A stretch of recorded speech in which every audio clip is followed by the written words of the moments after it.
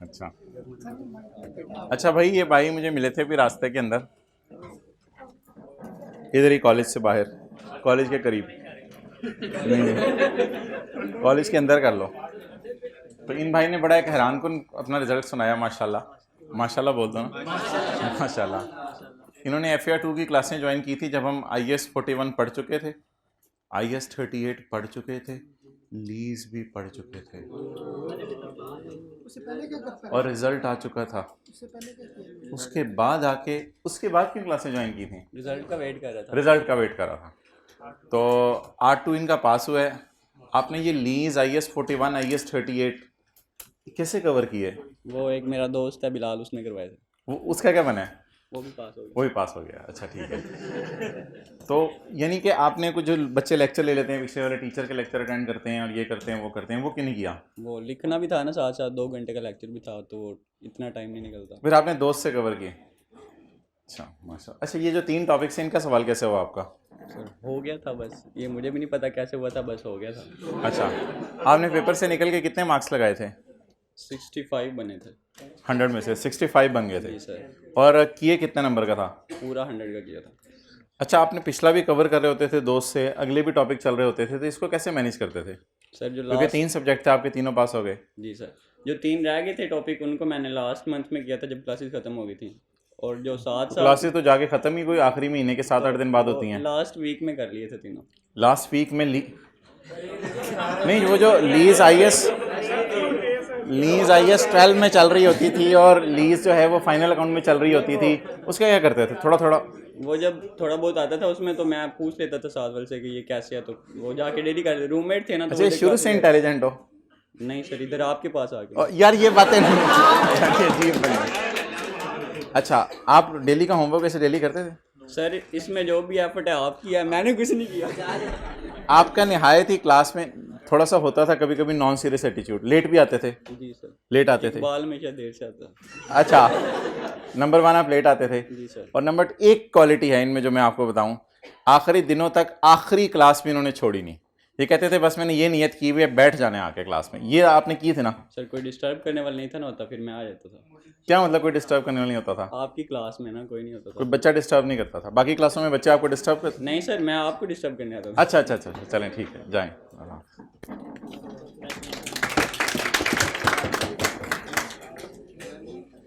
एक बहुत पुरानी कहानी है। अरमान खान थे एक भाई, अब तो मेरे ख्याल से वो CA कर गए हैं। तो वो अकाउंटिंग की क्लास के अंदर तब उन्होंने ज्वाइन किया जब जर्नल एंट्रीज हो चुकी थी। उस ज़माने में मैं इंट्रो पढ़ाता था। जब जर्नल एंट्रीज हो चुकी थी, BRS बन चुकी थी, सब कुछ हो चुका था, यानी अकाउंटिंग की बेसिक्स डेबिट क्रेडिट नहीं उन्होंने समझी थी। उसके बावजूद उन्होंने वो कवर भी की, और कोई ऑनलाइन का ज़माना नहीं था, कोई पिछले लेक्चर नहीं थे, और उन्होंने पेपर पास किया। तो इसलिए जो पूरी क्लासें ले और रोज़ाना आए, टेस्ट दे, उसका तो बाय डिफ़ॉल्ट पास होना चाहिए। तो ज़रा सही तरीके से अगर करे। ये सवाल कितने लोगों ने होमवर्क में किया था? Well done. कॉपी पेस्ट था, कुछ भी नहीं था, सेम था। अच्छा, छुट्टी कितने लोगों ने की थी सैटरडे को? अब ये क्या वजह थी? शर्म सी नहीं आती छुट्टी करते हुए? ओके, चलें ये सवाल निकाल लें। क्वेश्चन नंबर 10 लेक्चर नोट्स का, पेज नंबर 607। 607 AC क्या करना है इसका? बंद। तो आप पिछली रो में चली जाए ना, पिछली रो में इनको जाने दें, पिछली रो में बंद। तो फिर दायमे वाले एतराज़ कर रहे हैं बंद नहीं करना। अच्छा जी, जगह दे दें इनको, जाने दें। अच्छा,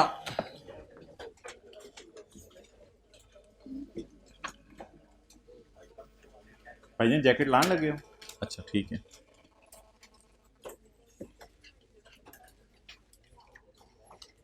आज अगर आपने शुरू वाले ये 5-7 मिनट बड़ी अटेंटिवली दे दिए ना, तो फिर अगली क्लास में आपको चीज़ें तसल्ली से समझ आती रहेंगी। सारी चीज़ें बिल्कुल बेसिक्स ऑफ अकाउंटिंग है, कोई ऐसी मुश्किल चीज़ नहीं है।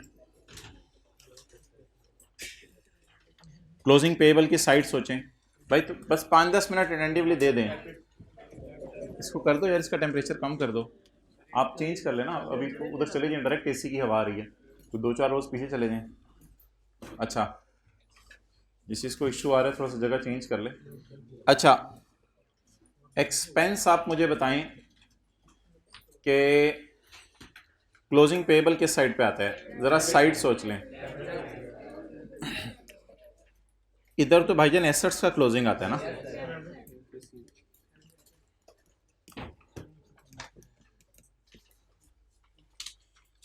चलें पहले एक और बात मुझे बताएं कि एक्सपेंस अकाउंट में कैश कहाँ आता है? कैश इधर आता है। इधर क्या आता है? P&L। इधर क्या आता है? Closing payable. इधर क्या आता है? Closing prepaid. अच्छा, अब मैं आपसे जिस तरह सवाल पूछने लगा हूं उस तरह आपने उसका जवाब देना है। क्लोजिंग पेएबल है मेरा रुपए का, ये इस साल एक्सपेंस में जाएगा या पेमेंट में? इस साल किस में जाएगा? पेएबल अगले साल पे होगा, इसलिए अगले साल पेमेंट में जाएगा। पेएबल अगले साल पे होगा, पेएबल अगले साल पे होगा, तो पेमेंट में जाएगा ना। पेमेंट में कैसे जाएगा देख लें, ये ब्रॉड ऑन आ जाएगा 4 और फिर कैश 4 का पे हो जाएगा। पेएबल, अब ये मैं कह रहा हूं, अब तसल्ली से ना, आप जरा थोड़ा सा अटेंटिव होकर ना, तसल्ली से सारी बातें आसान सी हैं बिल्कुल। पेएबल पे कब होगा? अगले साल। पे अगले साल होगा, तो इस साल किस में जाएगा? एक्सपेंस में जाएगा।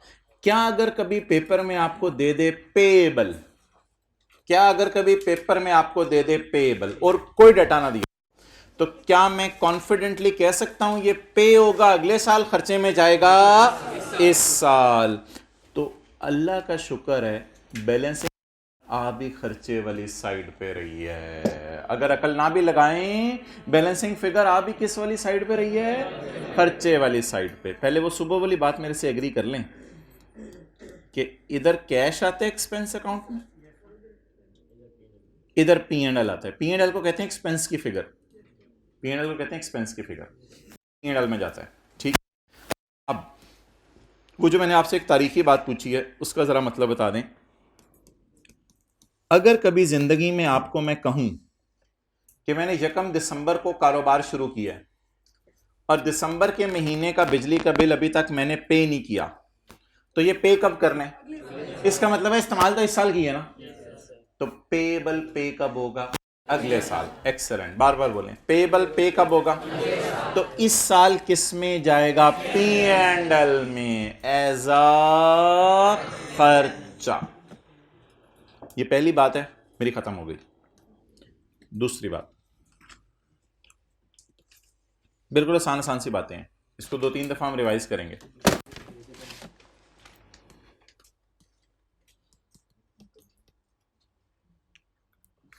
इनकम में इधर क्या आता है?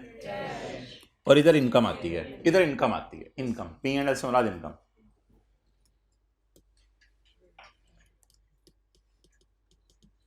अच्छा, इधर क्या आता है? Closing receivable. एक फिक्रा पूछूंगा, किसी का भी जवाब गलत नहीं होना चाहिए। रिसीवेबल रिसीव कब होगा? अगले साल। रिसीवेबल रिसीव कब होगा? तो इस साल कहां जाएगा रिसीवेबल? P&L में, इनकम में। अगले साल तो रिसीव होगा ना, तो इस साल किस में जाएगा? लकीली अगर टी अकाउंट बना के देखें तो बैलेंसिंग, अल्लाह का शुक्र है, P&L वाली साइड आ रही है, कैश वाली नहीं आ रही, ताकि अगर किसी को लॉजिक कभी भूल भी जाए तो बैलेंसिंग फिगर भी सही साइड पे आ जाए। सो आई रिपीट दिस क्वेश्चन, इधर क्या आता है इनकम अकाउंट में? P&L। क्लोजिंग रिसीवेबल रिसीव कब होगा? अगले साल। तो फिर इस साल इनकम में जाएगा। और बैलेंसिंग देख लें, अगर मैं निकालना चाहूँ, शायद वजह ये बनी हो कि मैंने 1 दिसंबर को बैंक में पैसे रखे हैं और बैंक ने 31 दिसंबर को कहा मैं आपको इंटरेस्ट नहीं दूंगा, थोड़ा आराम से आना, 6 महीने बाद एक ही दफ़ा इंटरेस्ट ले लेना। तो 1 महीने का इंटरेस्ट रिसीवेबल है, तो क्योंकि पैसे रखवा दिए हैं बैंक में इसलिए रिसीवेबल भी बुक होगा, इनकम में अंदर भी नजर आ जाएगा। तो रिसीवेबल रिसीव कब होता है? अगले साल। इनकम में कब जाते हैं? बस ये दोनों बातें समझ आ गई। पेएबल पे कब होता है? अगले साल। खर्चे में कब जाता है? इस साल। ये भी मैं आपको बना के दे दूं। एक्सपेंस अभी मैंने बनाया था। अब अगले 2 सवाल मैंने आपसे पूछने हैं आसान आसान से। क्लोजिंग पेएबल पे कब होगा? तो इस साल किस में जाएगा? खर्चे में। ये साइड तो कैश के लिए, ये साइड खर्चे के लिए। कितना? 4। अगला सवाल आप ही मुझे बता दें, मैं आपको किसके बारे में पूछूंगा?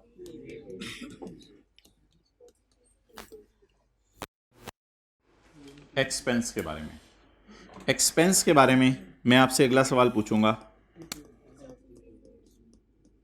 Closing prepaid. प्रीपेड पे कब हुआ? एक्सलेंट, हमारे साल। प्रीपेड पे कब हुआ? हमारे साल। और खर्चे में कब जाएगा? अब ये हाइब्रिड में पता नहीं किस टाइम आ रहे हैं, बाकी भी डिस्टर्ब हो रहे हैं। अब जल्दी से सारे सेट हों फिर मैं शुरू करूं। प्रीपे देख लो, आप भी उधर ही भेज दूं। प्रीपेड पे कब होगा? इस साल। इस साल प्रीपेड होता ही है। प्रीपेड कार्ड का क्या मतलब है? आपने प्रीपेड कार्ड बाय किया, यूज कर लिए कार्ड, या अभी पैसे दिए हैं, इसलिए तो इसको प्रीपेड कहते हैं। प्रीपेड। अल्लाह का शुक्र है कि जो बैलेंसिंग साइड आ रही है वो ऑलरेडी कैश वाली आ रही है, ताकि अगर हमें पेपर में कभी कुछ भूल भी जावे तो बैलेंसिंग फिगर सही आवे। थोड़ा बस हल्का सा दिमाग चाहिए। प्रीपेड पे कब होगा? इसी साल।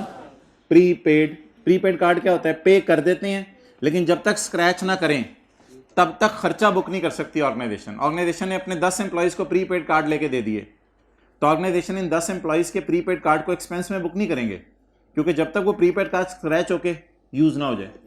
अगले साल क्या होगा? ये ओपनिंग में आएगा और फिर ये जब यूज होगा तो खर्चे में चला जाएगा। डन। तो अगला साल मत सोचें, मुझे बस सादा सी बात बताएं, प्रीपेड पे कब होगा? हमारे साल। तो फिर खर्चे में। और अल्लाह का शुक्र है कि हमें पता है कि ये साइड होती भी किसके लिए है? कैश के लिए। आखिरी कॉन्सेप्ट बता दें। अनअर्न्ड। अब तो सारा आप खुद ही सोच लें। नहीं, इधर तो क्लोजिंग रिसीवेबल आता है ना, ऐसा ना करें, इधर तो क्लोजिंग रिसीवेबल आता है। इधर क्या आएगा? क्लोजिंग अनअर्न्ड 10 रुपए। Closing unearned. अनअर्न्ड अन होके P&L में कब जाएगा? अनअर्न्ड अन होके कब जाएगा P&L में? अगले साल। अनअर्न्ड अन होगा अगले साल। तो अनअर्न्ड रिसीव कब होगा? अल्लाह का शुक्र है, वैसे ये साइड कैश के लिए, आपको पता है, वैसे ये साइड है भी कैश के लिए। तो बैलेंसिंग अगर मैं निकाल लूं, इधर आ गया 10, नोट कर लें।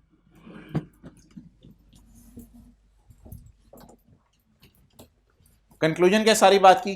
पेएबल कब पे होगा? तो खर्चे में कब जाएगा? एंड चारों के लिए इसी तरह की बातें।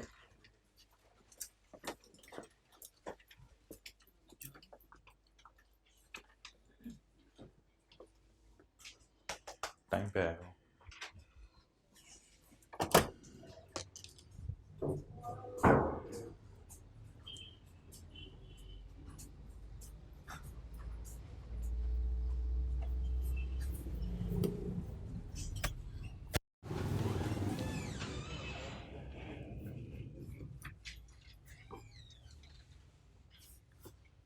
वहाँ के बैठे हुए हो? अच्छा लेट आए थे।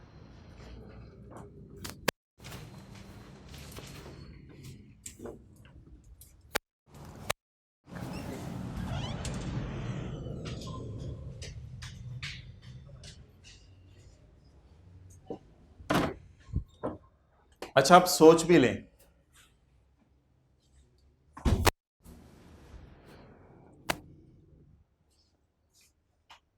सोच भी लो।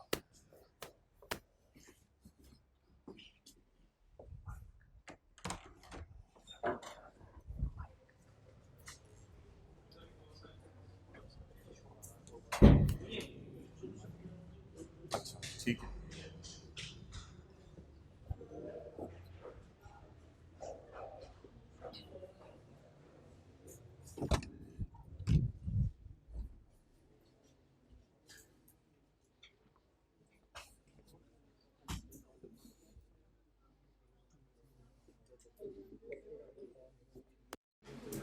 ये एसी चला नहीं हुआ या शो नहीं कर रहा?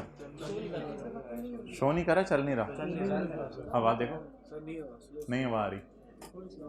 भाई उस क्लास से ज़रा आए, इस एसी के लिए डंडे सोटे लेके नहीं आने, स्मार्ट वर्क करना है।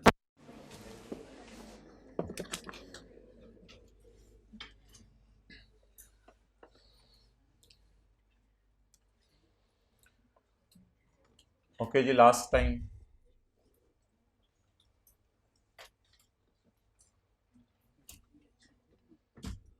अब ये सवाल मैं आपसे पूछ रहा हूं, पेबल पे कब होगा?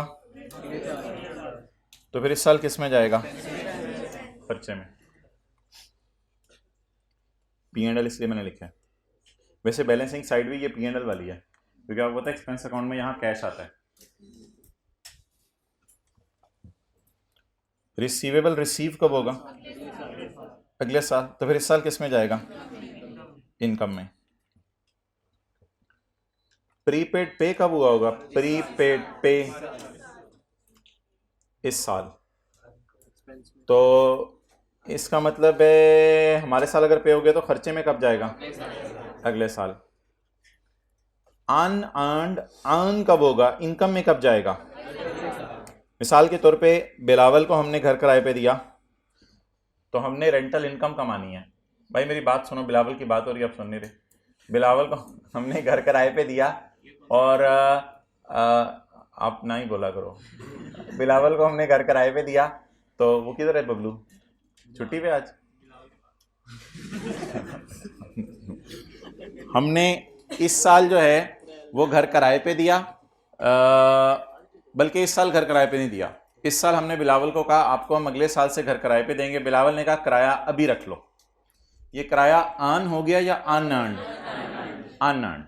ये अर्न कब होगा? अनअर्न्ड अर्न कब होगा? अगले साल। तो रिसीव कब होगा? इस साल। डन? सही। अच्छा, अब आप आए पेज नंबर 606 की बजाय 605 पे, 604 पे, 604 पे।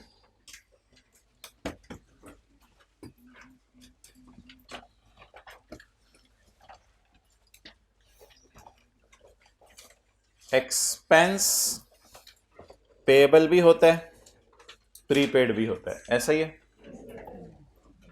इनकम रिसीवेबल भी होती है, अनअर्न्ड भी होती है। एक्सपेंस अगर पेएबल हो तो करंट लायबिलिटी,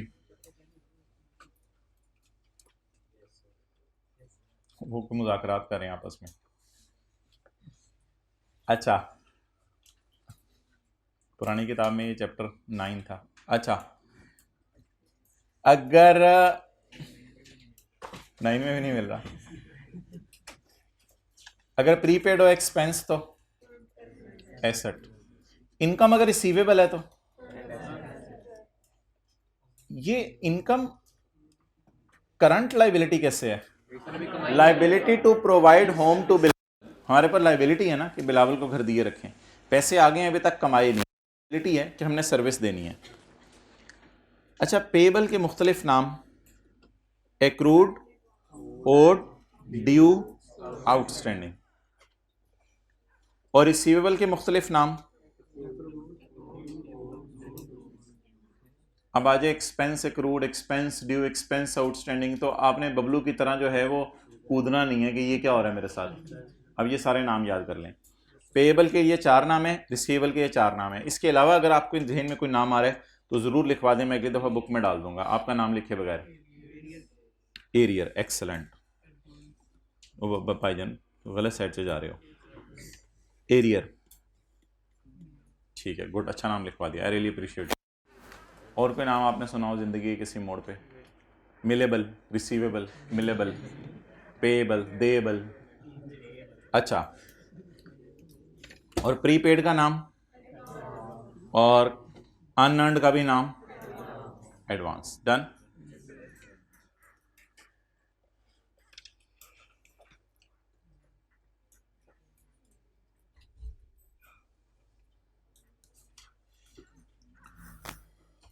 पेएबल पे कब होगा? तो खर्चे में कब जाएगा? Expense is recorded in current year and payment will be made in.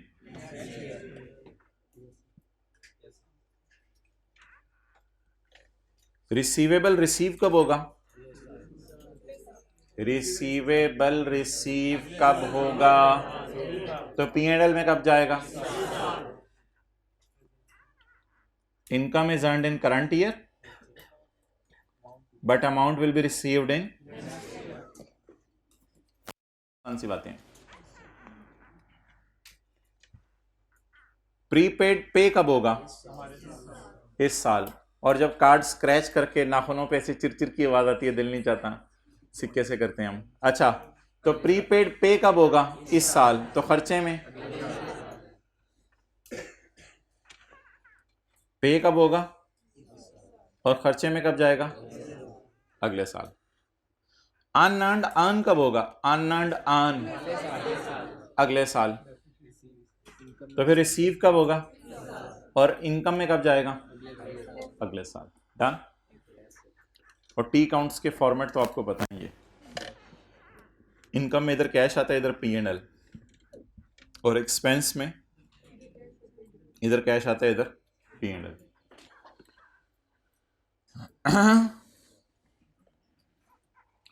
Question number 10। आज हम पिजन उड़ाएंगे, पेज 607। वो जो पिजन नहीं पढ़ते थे हम बचपन की किताबों में, वो वाला pigeon.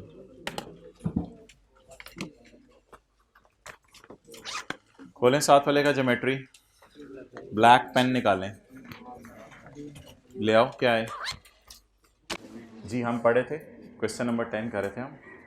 Profit before taxes 300 million.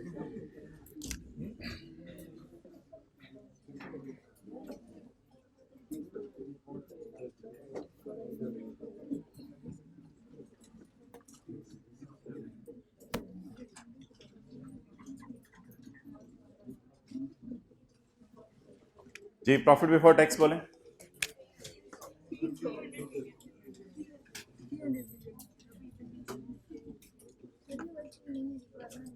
ये वर्किंग नहीं है, रिक्वायरमेंट है।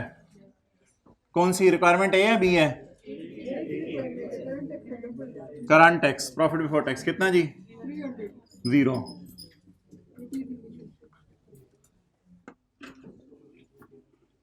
ओके। अच्छा, वो 4 रूल बता दें डेफर टैक्स वाले। If carrying amount of asset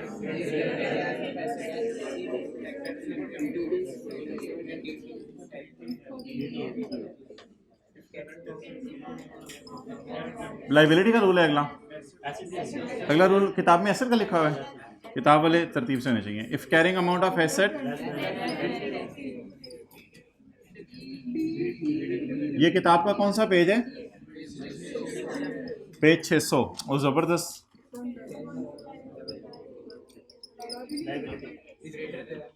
if carrying amount of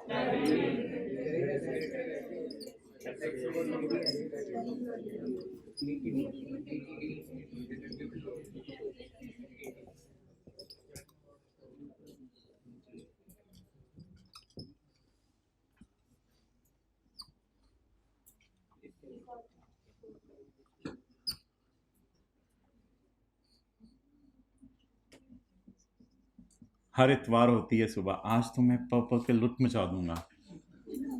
और असर के बाद बैठते हैं, चलो पढ़ लूँ, चलो लेट्स स्टार्ट लुत्फ मचाना।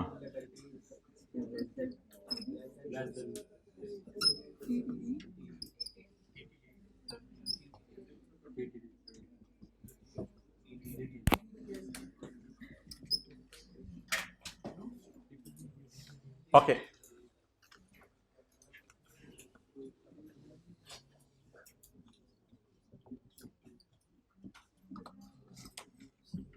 चलो ठीक है, मैं अब आगे फॉन्ट साइज बड़ा कर लेता हूँ।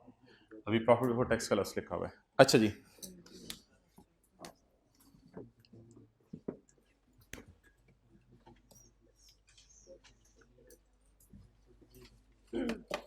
Current liabilities include expense payable. Expenses के साथ एक्रूड का मतलब क्या है? और वैसे भी यार वो करंट लाइबिलिटीज जब लिखती है तो पेएबल ही है ना। करंट मोबाइल वाले बैलेंस शीट में यानी करंट लाइबिलिटीज में इलेक्ट्रिसिटी बिल पेएबल आ रहा है जिसकी कैरिंग अमाउंट है 12।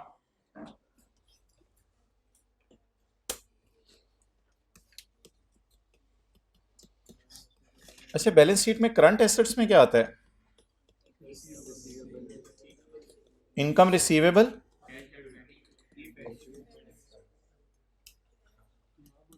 और बैलेंस शीट में करंट लाइबिलिटीज में क्या आता है?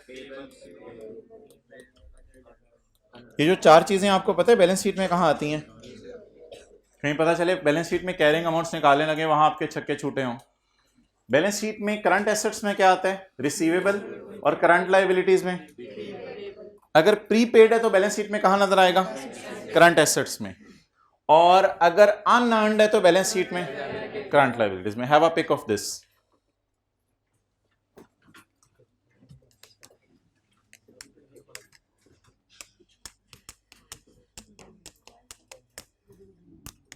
ओके, तो ये तो आपको शायद पता हो, बचपन में ये तो अम्मी अबू बता देते हैं। यार अब ये डायरेक्ट ना हुआ करो ना।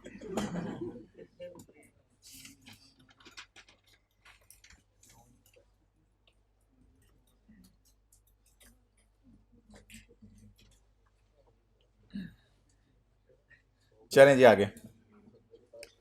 करंट लाइबिलिटीज में एक्सपेंस पेएबल पड़ा हुआ है 12 का। एक्सपेंस का नाम क्या है? Electricity expense. एक्सपेंस का अकाउंट बनाओ इनकम का।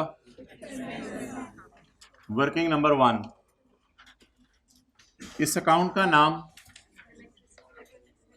Electricity expense. जी, मैंने आपको कहा था क्लोजिंग से आज हम खेलेंगे। ये क्लोजिंग पेएबल है, क्लोजिंग प्रीपेड है? पेएबल।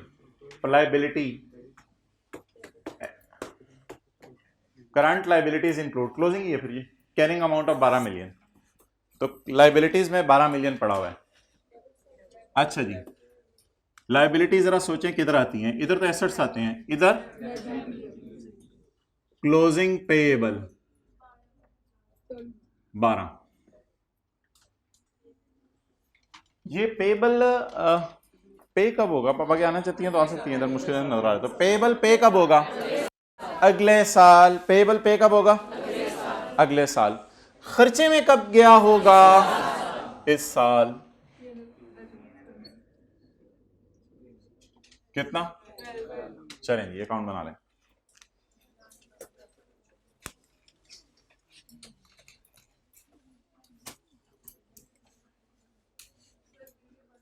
कौन सा एसी? ये वाला रिमोट रखा हुआ आपने? ये वाला नहीं करवा रहा ये।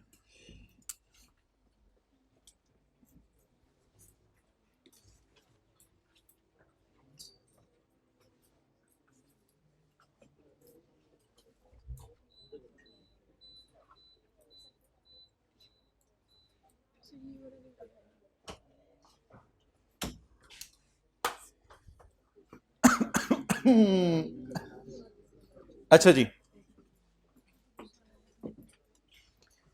अब इसको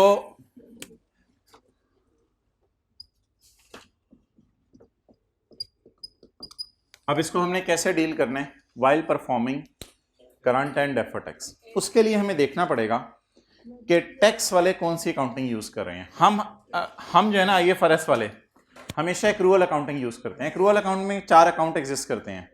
उन 4 अकाउंट्स का नाम है receivable, payable, prepaid, unearned. Accounting वाले 4 लफ्ज यूज करते हैं। टैक्स वालों की नजर में ये 4 अकाउंट नहीं है। अब जरा काली पट्टी हटा के देखते हैं कि टैक्स वाले क्या अकाउंटिंग यूज कर रहे हैं। हटा दूं पर्दा।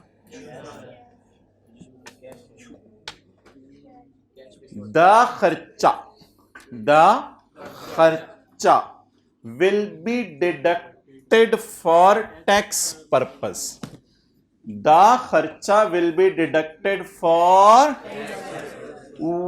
when paid. When टैक्स वाले कह रहे हैं हम इसे तब माइनस करेंगे जब ये, टैक्स वाले कह रहे हैं हम इस खर्चे को तब माइनस करेंगे जब पे होगा। नजर मारे, ये अकाउंट पहले बनाना जरूरी है, ये अकाउंट पहले बनाएंगे। नजर मारे, पे हो गया, पे हुआ ही नहीं। पेबल पे कब होगा? अब बता दें टैक्स वालों की नजर में ये खर्चा, अटेंटिव रहिएगा आज की क्लास में, थोड़ी सी बातें बड़ी सिंपल सिंपल सी, जरा अकल इस्तेमाल करते रहें। टैक्स वालों की नजर में ये खर्चा पे कब होगा?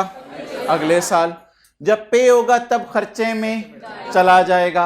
अकाउंटिंग वालों ने तो खर्चे में डाल दिया है। P&L का मतलब एक्सपेंस होता है ना। अकाउंटिंग वालों ने तो खर्चे में, टैक्स वाले प्रॉफिट बिफोर टैक्स से ऊपर खर्चे देखेंगे ना, माइनस हो चुके हैं। Sale, cost of sale, expenses 300 तक पहुंचते हुए हम अकाउंटिंग वालों ने कितना खर्चा माइनस कर लिया? टैक्स वाले कहेंगे इसे तुमने क्यों माइनस किया? इसे तो तब माइनस करना। हमारा साल कौन सा है? 2018। मेरी बातें सुनते रहिएगा आज। टैक्स वाले कहेंगे इसे तुमने क्यों खर्चे में डाला? इसे तो तब माइनस करना जब कभी पे करना। फिलहाल इसको उल्टा दो, फिलहाल इसको ऐड इलेक्ट्रिसिटी एक्सपेंस कितना? अगले साल टैक्स वाले इस 12 को क्या करने देंगे? 2019 की कैलकुलेशन में माइनस, लेकिन 18 में। अगला साल भी समझते रहें साथ साथ, टेंशन चाहिए, बहुत आसान बातें हैं, टेंशन चाहिए। अगले साल टैक्स वाले इसको क्या करने देंगे? अब फड्डा रह गया कैरिंग अमाउंट और टैक्स बेस का। अकाउंटिंग वालों की दुनिया में कैरी डाउन तो आएगा, ये नजर आ रहा है आपको, कैरी डाउन 12। लेकिन टैक्स वालों की नजर में ना हम कोई अकाउंट नहीं बनाया करेंगे। टैक्स वालों की नजर में जबानी सोच लेंगे। इधर आओ, इधर आओ, खड़े हो जाओ बस ऐसे ही। टैक्स वाले आपको किस दुनिया में ले गए? चांद की दुनिया में। आंखें बंद करो, हम चांद पे पहुंच गए। टैक्स वाले आपको चांद ऐसी दुनिया में ले गए जहां पे एक्रूअल अकाउंटिंग, तो टैक्स वालों की नजर में पेएबल, रिसीवेबल एग्जिस्ट करते हैं? नहीं करते। इसलिए टैक्स वालों की नजर में क्या बैलेंस शीट में पेएबल आएगा? अगर आप अकाउंट बनवाना भी चाहें ना टैक्स वालों की नजर में, तो इस साल पे कुछ हुआ नहीं, तो जो पे हुआ है वही खर्चा है, तो फिर को पेएबल शेबल एग्जिस्ट नहीं करते। लेकिन टैक्स वालों की नजर में ऐसे अकाउंट बनाने की जरूरत नहीं है। पे ही कुछ नहीं हुआ ना, तो फिर खर्चे में कुछ नहीं जाएगा।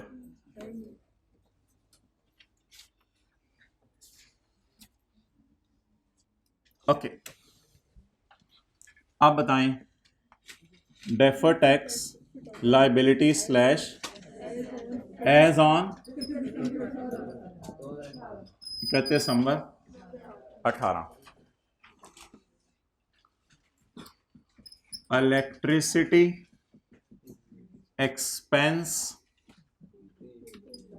पेएबल, इलेक्ट्रिसिटी एक्सपेंस पेएबल जी। कैरिंग अमाउंट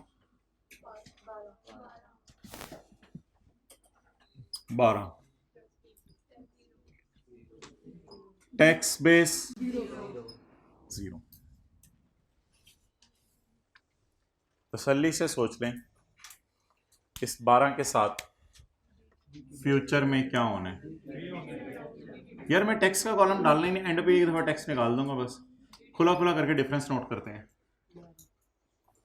जी।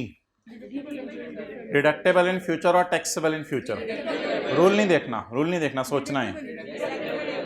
ये 12 इस उंगली, अच्छा रूल अब लगाते हुए ना, डिडक्टेबल और टैक्सेबल, यहां आपने उंगली रख लेनी है बैलेंस शीट वाले फिगर पे। ये 12 जब कभी तो टैक्स वाले कहेंगे डिडक्ट कर लो, तो अगले साल टैक्स वाले पे होने पर डिडक्ट करने देंगे। तसल्ली से सुनते हैं ये सारी बातें। अगले साल टैक्स वाले डिडक्ट करने पर, सॉरी पे करने पर डिडक्ट करने देंगे। क्या मैं कह सकता हूं it will be deducted in future when paid, इसलिए इसको क्या कहूं डिडक्टेबल इन फ्यूचर। मेरे ख्याल से 19 का जब आप करंट टैक्स मालूम करेंगे ना, जो हमारे सवाल में नहीं है, तो 19 के करंट टैक्स में आपको ये 12 क्या करने की जरूरत होगी, माइनस करने की जरूरत होगी। अकाउंटिंग वाला ने इस साल माइनस कर लिए, टैक्स वाले अगले साल माइनस करने देंगे। ये डिडक्टेबल कब है, 18 में या deductible in 19? It is deductible temporary difference. Done. अब मैं आपको 3 मिनट दे रहा हूं, पॉइंट 3 कर लें।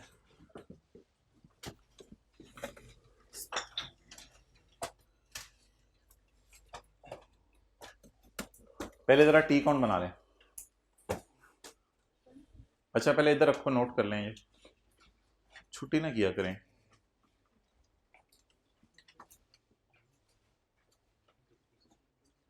वैसे जिगड़ा बहुत बड़ा है, जिन्होंने छुट्टी करते हैं ना उनका, बहुत बड़ी हिम्मत है इनकी, ये खतरों में खेल सकते हैं। जो फ्यूचर को स्टेक पे लगा दे तो वो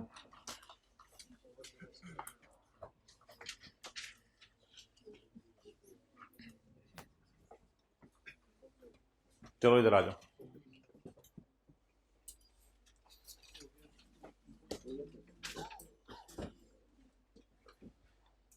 करंट टैक्स पे भी असरार सोचें और डेफर टैक्स पे भी।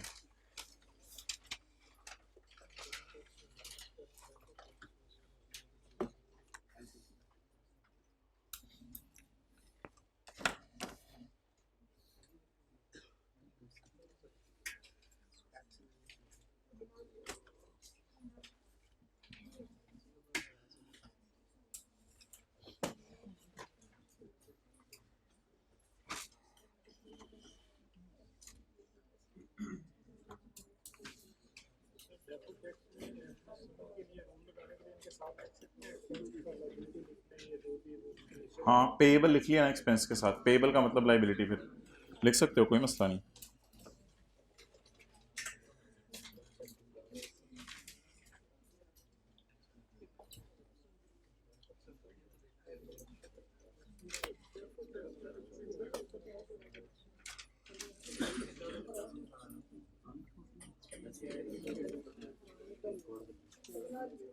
चलें जी,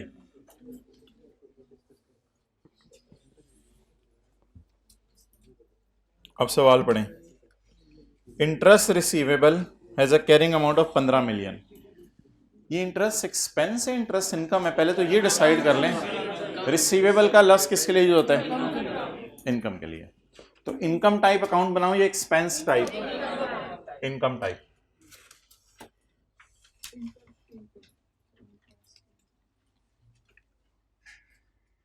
इंटरेस्ट इनकम प्रीपेड है या सॉरी रिसीवेबल है या अनअर्न्ड है, रिसीवेबल। थोड़ा सा बस वॉल्यूम होता है।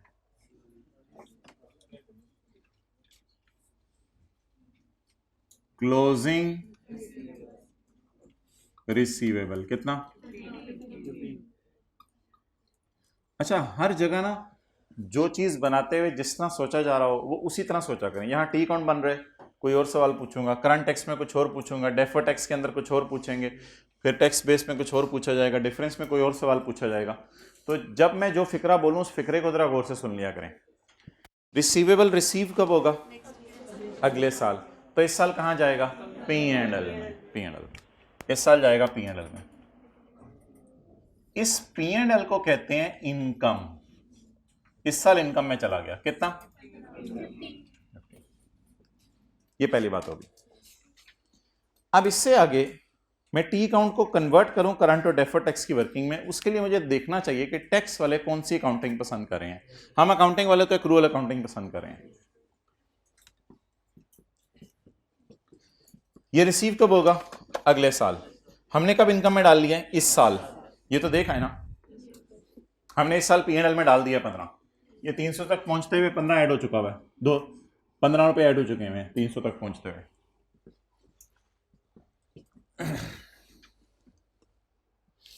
द इंटरेस्ट रेवेन्यू, इनकम ही कहते हैं हम तो इसको, रेवेन्यू तो आमतौर पे नहीं कहते वैसे।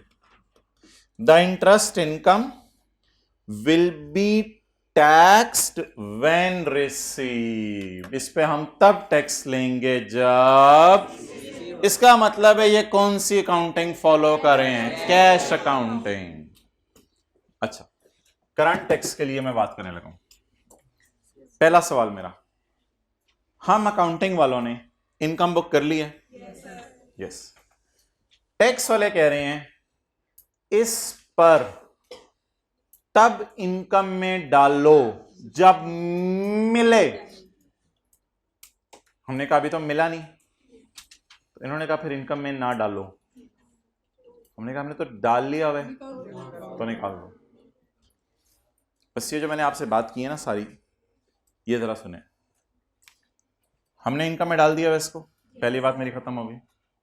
दूसरी बात, टैक्स वालों ने कहा यार मिलने तो दो, क्या जल्दी है, जब मिल जाएगा तब इनकम में डाल देना। हमने कहा हमने तो डाल दिया हुआ इनकम में। ओ मिलने तो दो, मिलेगा कब? अगले साल। तो वो मिलने में इनकम में डालना चाह रहे हैं, हमने अभी से इनकम में डाल दिया हुआ है। अब क्या करें? करंट टैक्स की वर्किंग में इसको इनकम से निकाल दें, और इसको फिर कब इनकम में डालें? 2019 की कैलकुलेशन में हम इसको ऐड कर देंगे, जब मिलेगा तब ऐड कर देंगे। फिलहाल इसको क्या कर दें? थ्रो अवे कर दें। लेस इंटरेस्ट इनकम, इनकम उल्टा दें, कितनी? 15। अब आप इसका नाम इंटरेस्ट इनकम ने लिखें। अब आप बैलेंस शीट में इसका नाम लिखें इंटरेस्ट रिसीवेबल, और फिर सोचना शुरू करें। इंटरेस्ट रिसीवेबल कितना? अकाउंटिंग की कैरिंग अमाउंट तो ये नजर आ रही है 15। टैक्स वाले, पहला तो सवाल है ना टैक्स बेस क्यों जीरो है, उसका जवाब सुने। टैक्स वाले कौन सी अकाउंटिंग फॉलो कर रहे हैं? टैक्स वाले कैश अकाउंटिंग फॉलो कर रहे हैं। इसका मतलब है वो हमें ऐसी दुनिया में ले गए हैं जहां पर रिसीवेबल पेएबल एग्जिस्ट। तो ऐसी दुनिया में बोलें टैक्स बेस क्या होगी? टैक्स वालों की नजर में रिसीवेबल एग्जिस्ट। असल में जबरदस्ती अगर आप इनकम का अकाउंट बनाना चाहें टैक्स वालों की नजर में, तो वो कह रहे हैं जितना मिला है ना उसे इनकम में डाल दो। तो हमने कहा मिला ही नहीं, इस तरह का अकाउंट बनाने की जरूरत नहीं है जी। टैक्स वालों की नजर में कौन से अकाउंट एग्जिस्ट नहीं करते?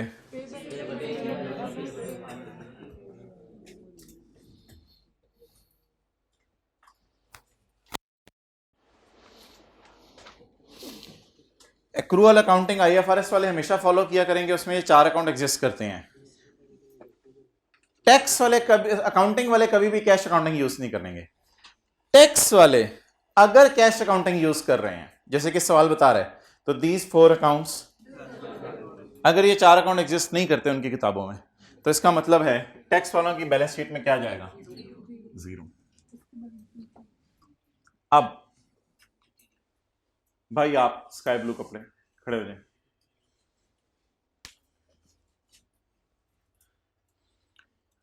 रिसीवेबल रिसीव कब होगा? इसको थोड़ा मुतवज्जे करो ना, इधर देखें मेरी तरफ। रिसीवेबल रिसीव कब होगा? अगले साल। जब रिसीवेबल रिसीव होगा टैक्स वाले कहेंगे तब टैक्स दो। अब मुझे बता दो कि फ्यूचर में मुझे इस पे टैक्स देना पड़ेगा 12 पे, या 12 खर्चे के तौर पे माइनस होगा? देना पड़ेगा, बैठ जाए। रिसीवेबल कब रिसीव होगा? अगले साल। जब रिसीवेबल अगले साल रिसीव होगा तो टैक्स वाले कहेंगे इस पे टैक्स दो। जब टैक्स देंगे तो टैक्स देने की वजह से करंट टैक्स की वर्किंग में प्रॉफिट्स मेरे बढ़ जाएंगे, तो मुझे टैक्स देना पड़ेगा। I should feel taxable. आखिरी दफा बोलने लगा हूं, रिसीवेबल कब रिसीव होगा? होंठ लाएं, रिसीवेबल कब रिसीव होगा? अगले साल। रिसीवेबल रिसीव होगा अगले साल। टैक्स वाले कहेंगे मिल गया, हम कहेंगे मिल गया, वो कहेंगे इनकम में डालो।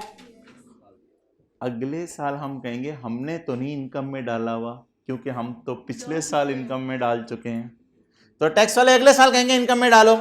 इनकम में डालने की वजह से टैक्सेबल प्रॉफिट बढ़ जाएंगे, तो टैक्स देना पड़ेगा। क्या मैं कह सकता हूं this 12 is taxable in future? It is taxable in future. कितने लोगों ने यही लिखा था टीटीडी? अच्छा, ये यहां से मैच करने तो कर लें। ये करंट लायबिलिटी का रूल है और ये ग्रेटर वाला है, इसलिए टीटीडी आ रहा है। और रिसीवेबल एसेट वाला रूल है, तो ये टीटीडी है। लेकिन प्लीज अभी लॉजिक पे रहें, क्योंकि आज लॉजिक जरा हेल्प करेगी थोड़ी सी आगे। मजा तो तब है जब आप तीसरी एडजस्टमेंट करें, चौथी एडजस्टमेंट सारी कर ली हैं। इनके लिए जहाज मंगवाएं, इनको घर ड्रॉप कराए, हेलीकॉप्टर मंगवाएं, जेट त्यारा मंगवाएं।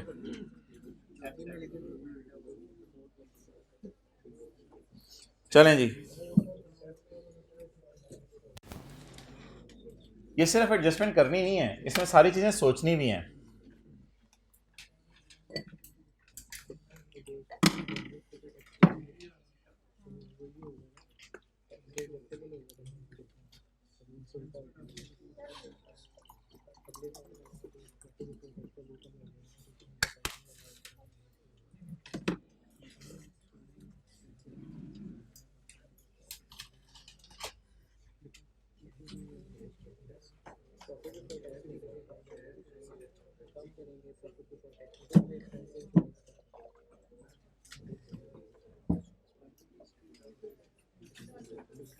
स्टेप 1 होता है टी काउंट बना लें।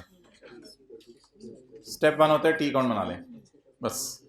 करंट डेफर्ड बाद में गया, पहले टी काउंट बना लें। Prepaid insurance is 30 million. Insurance expense का काउंट बनाना है।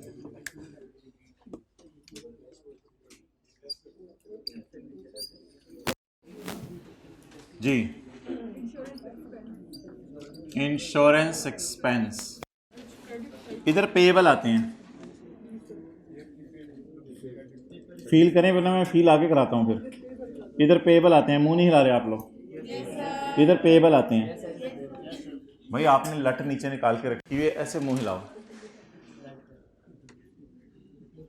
ग्लासेस वाले भाई, इधर पेएबल आते हैं, तो इधर प्रीपेड।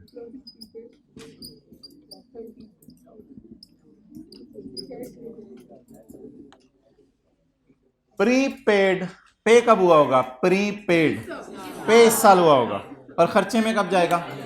अकाउंटिंग वालों की नजर में मैं बातें कर रहा हूं, अभी तो सारी मैं अकाउंटिंग वालों की नजर में बातें कर रहा हूं। अकाउंटिंग वाले क्या करेंगे? प्री पे का मतलब है कार्ड खरीद के रख लिया, अभी तक सिक्के से आपने उसको स्क्रैच नहीं किया, तो प्रीपेड कार्ड ही वो होता है जिसमें आप पैसे दे दें फौरन। प्रीपेड पे हो गया इस साल, अल्लाह का शुक्र है बैलेंसिंग उसी साइड पे आ रहा है जो साइड कैश के लिए है। जी कितना? 30। अब देखते हैं जी, टैक्स वाले एक बात याद रखिएगा, इस प्रीपेड कार्ड को हमने खर्चे में नहीं बुक किया। एक बात याद रखिएगा, हमने प्रॉफिट तक पहुंचते हुए से माइनस नहीं किया हुआ। अकाउंटिंग वालों की नजर में कोई खर्चा खुर्चा बुक किया हुआ है? अकाउंटिंग वालों ने प्रॉफिट तक पहुंचते हुए कुछ माइनस नहीं किया हुआ। ये मैं तुम्हें बता दूं, ये तुम लिख लो। मतलब समझ आ रहा? अकाउंटिंग वालों ने खर्चा बुक नहीं किया। इस अकाउंट को 10 दफा देख लें, आपको यकीन आ जाएगा। 1 2 3 4 5 6 7 8 9 10 मुसलसल 15 सेकंड देखते रहें तो भी 15 दफा देख लेंगे। आप बता दें, क्या अकाउंटिंग वालों ने खर्चे में कुछ डाला है? आज थोड़ी सी अकल इस्तेमाल करनी थी, ये था आज की क्लास का फायदा। अकाउंटिंग वालों ने खर्चे में नहीं डाला। ओए होए होए होए होए, दीज आर डिडक्टेबल, इसको माइनस कर लो। दीज आर डिडक्टेबल, वन पे, जैसे ही पे करो माइनस कर लो। टैक्स वाले ना कुछ इस किस्म का अकाउंट बनवाना चाह रहे हैं, जैसे ही पे करो खर्चे में डाल लो। कुछ इस किस्म का अकाउंट बनवाना चाह रहे हैं टैक्स वाले। कैरी डाउन फिर भी कुछ नहीं आएगा क्योंकि फौरन खर्चे में चला जाएगा सारा। तो टैक्स वाले कुछ इस किस्म का अकाउंट बनाना चाह रहे हैं, it is deductible when paid. लेकिन इस तरह अकाउंट पेपर में बनाना नहीं है जी। आप बताएं, टैक्स वाले कह रहे हैं जब पे करो तो खर्चे में डालो।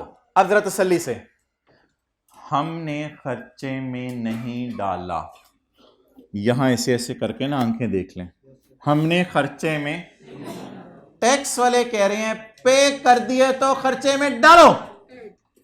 ऐड, ऐड कैसे हो सकता है? हमने खर्चे में माइनस, चले मैं इस तरह करता हूं ताकि बात ही समझ आ जाए। हमने खर्चे में माइनस, खर्चे के नाम से माइनस, टैक्स वाले कह रहे हैं पे हो गया तो खर्चे के तौर पे माइनस करो, तो माइनस कर दें। इंश्योरेंस पेड, नाम तो इसका पेड ही रखे ना, लेकिन मुझे पता है खर्चे के तौर पे रिकॉर्ड कर रहे हैं। इंश्योरेंस जो पे की वो माइनस कर दें। कितने लोगों ने ये माइनस किया था? I really appreciate you. If I would have been with you, I would have given you a big thapki on your shoulder for wasting 3 hours of yesterday. यार 9 से 12 के ठहर, 9 से 12, 12 से 10 से क्या किया था जो 3 घंटे कल जाया किए? 10 से 1 कल टाइम क्यों जाया किया 3 घंटे संडे को? क्या करते रहे? बाहर खेलते रहे। क्या? फ्यूचर से अपने, जबरदस्त, बाहर, घर से बाहर निकल के अपने फ्यूचर से खेलते रहे। अच्छा जी, मैं एक दफा और बोल दूं फिर मैं आपके सवाल लेता हूं। यार बस कर दो ना, बोतल के बीच में जाने दो ने। अकाउंटिंग वालों ने खर्चे में माइनस नहीं किया हुआ ना, देख लें, अकाउंटिंग वालों ने खर्चे में माइनस नहीं किया हुआ। टैक्स वाले कह रहे हैं जैसे ही पे करो खर्चे में माइनस कर लो। हमने कहा वो तो हमने पे कर दी है, तो कहते हैं करो माइनस। हमने कहा हमने तो नहीं किया हुआ, तो करो। अब अगले साल पता क्या होगा? ये बात मैंने तसल्ली से सुनिएगा, लेट मी बोल, आई एम हियर टू बोल, you are not here to बोल, यू आर टू लिसन। अगले साल पता है क्या होगा? अगले साल 2019 में मैं बोलूंगा, चुप चलो थोड़ी देर। अगले साल हम इसको खर्चे में डाल के माइनस करेंगे। 2019 में हम इसको माइनस करेंगे। अगले साल हम इसको माइनस कर चुके होंगे अगले साल के प्रॉफिट में से। टैक्स वाले कहेंगे तुम्हें तो हमने पिछले साल माइनस करने दिया था, ये तुमने खर्चे में क्यों डाला, क्यों माइनस किया? अगले साल हमें ये करंट टैक्स की वर्किंग में ऐड करेंगे तो टैक्सेबल प्रॉफिट बढ़ेंगे। मैं तो इधर लाना चाह रहा था, टैक्सेबल टेम्परेरी डिफरेंस। सुभान अल्लाह बोल के दोबारा सुने, चलें अल्हम्दुलिल्लाह बोलना था। अच्छा इधर देखें, अगला साल इसका बड़ा मजा है। असल में प्रीपेड और अनअर्न्ड जो है ना, समझने में बड़ा मजा आता है। रिसीवेबल और पेएबल तो ऐसे फारग से हैं, प्रीपेड और अनअर्न्ड समझने में ज्यादा मजा आता है करके। ये प्रीपेड इस साल क्या हो गया?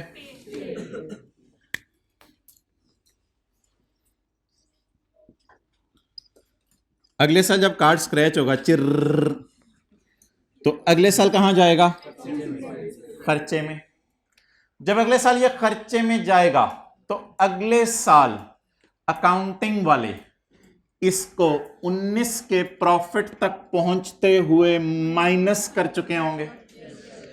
टैक्स वाले कहेंगे ये 30 तुमने इस साल माइनस कर लिया, हमने तो तुम्हें पिछले साल माइनस करने दिया था। अब तो डबल माइनस हो गया। पिछले साल हमने माइनस करने दिया था, इस साल तुमने माइनस कर लिया। तो भाई इस साल माइनस ना करो, जो माइनस किया हुआ है तुमने इस साल उससे, ऐसे करें जरा हाथ, ऐड कर दो उसे, क्या करो नीचे से लाएं, ऐड कर दो उसको, क्या कर दो, ऐड कर दो। ठीक है। अब तो इस शेर में शायर ये कहना चाह रहा है कि पिछले साल खर्चा बुक हो चुका है टैक्स वालों की नजर में, अब दोबारा खर्चा बुक ना करो, और अब क्या कर दो, ऐड कर दो। हमने शायर को कहा इसमें शेर तो कोई नहीं बना, कहते ये आजाद शायरी है। जी अब आप सवाल पूछ लो।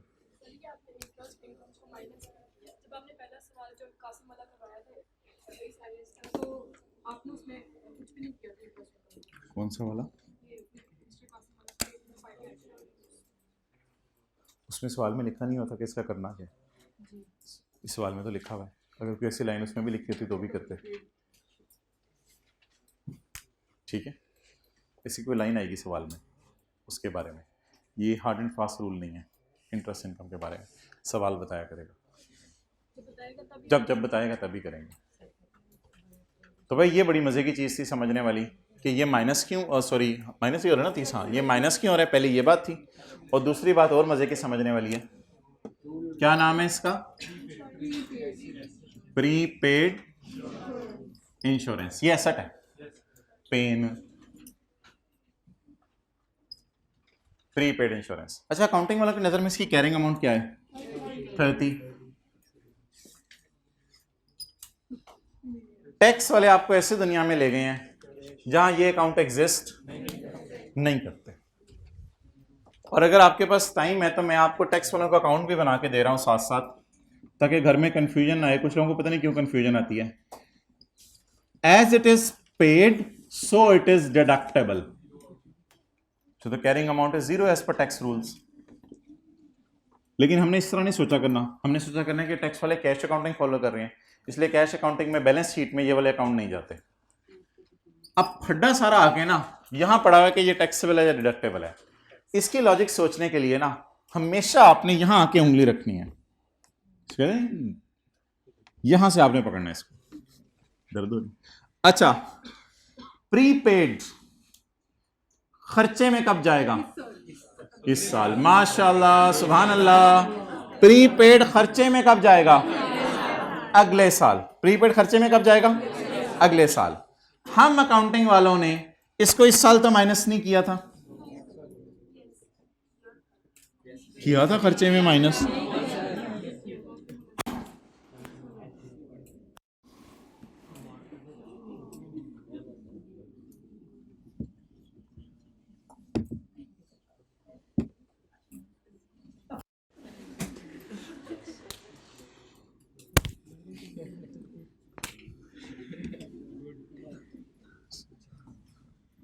खर्चे में डाला था, खर्चे में नहीं डाला था। इस पे भी कोई फटा है तो ये पहले डिस्कस कर लेते हैं, वो भी बाकी फटे बाद में है।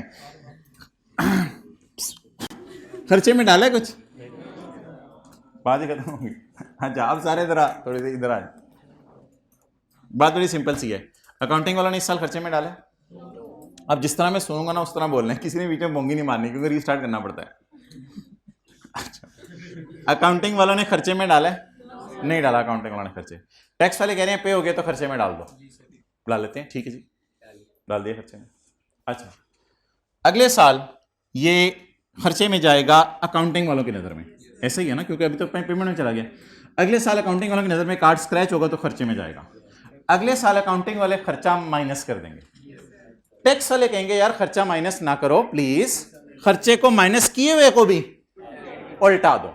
तो अगले साल करंट टैक्स की वर्किंग में इंशाल्लाह कल सवाल में कराऊंगा जिसमें 2 सालों की करंट टैक्स की वर्किंग होगी, फिर ज्यादा मजा आएगा।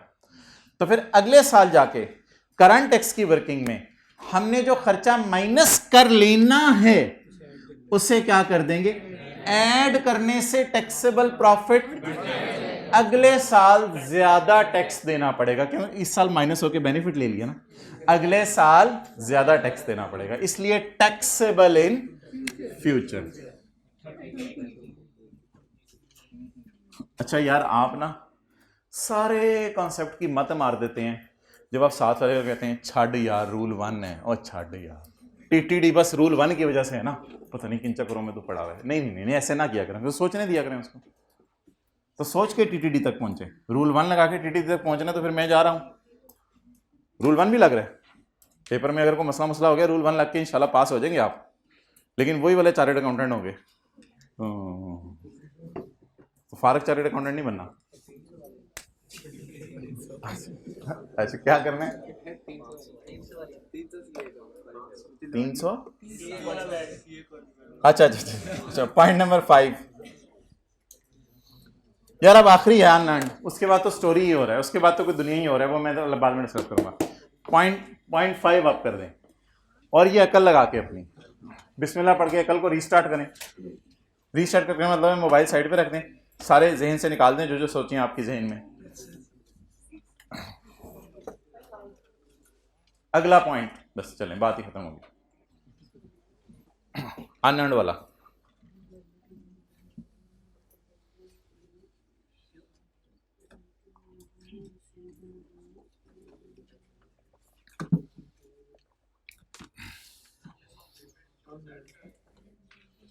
जी बिल्कुल, क्योंकि वो माइनस कर लिया ना अकाउंटिंग वालों ने, अगले साल अकाउंटिंग वाले खर्चे में माइनस करेंगे।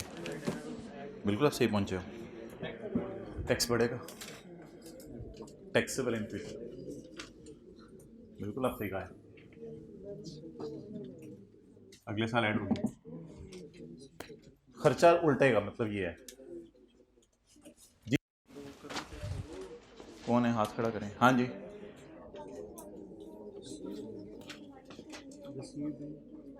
क्यों माइनस किया? पिछले साल कर लिया था ना बैठ कर, तो ऐड करने से टैक्सेबल प्रॉफिट बढ़ जाएंगे।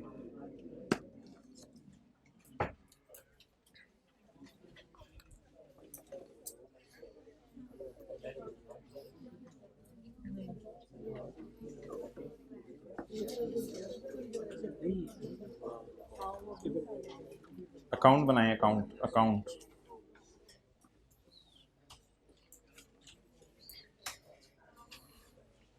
रजिस्टर आई कैप में जिस तरह पेपर होते हैं उस तरह वाला लिया करें।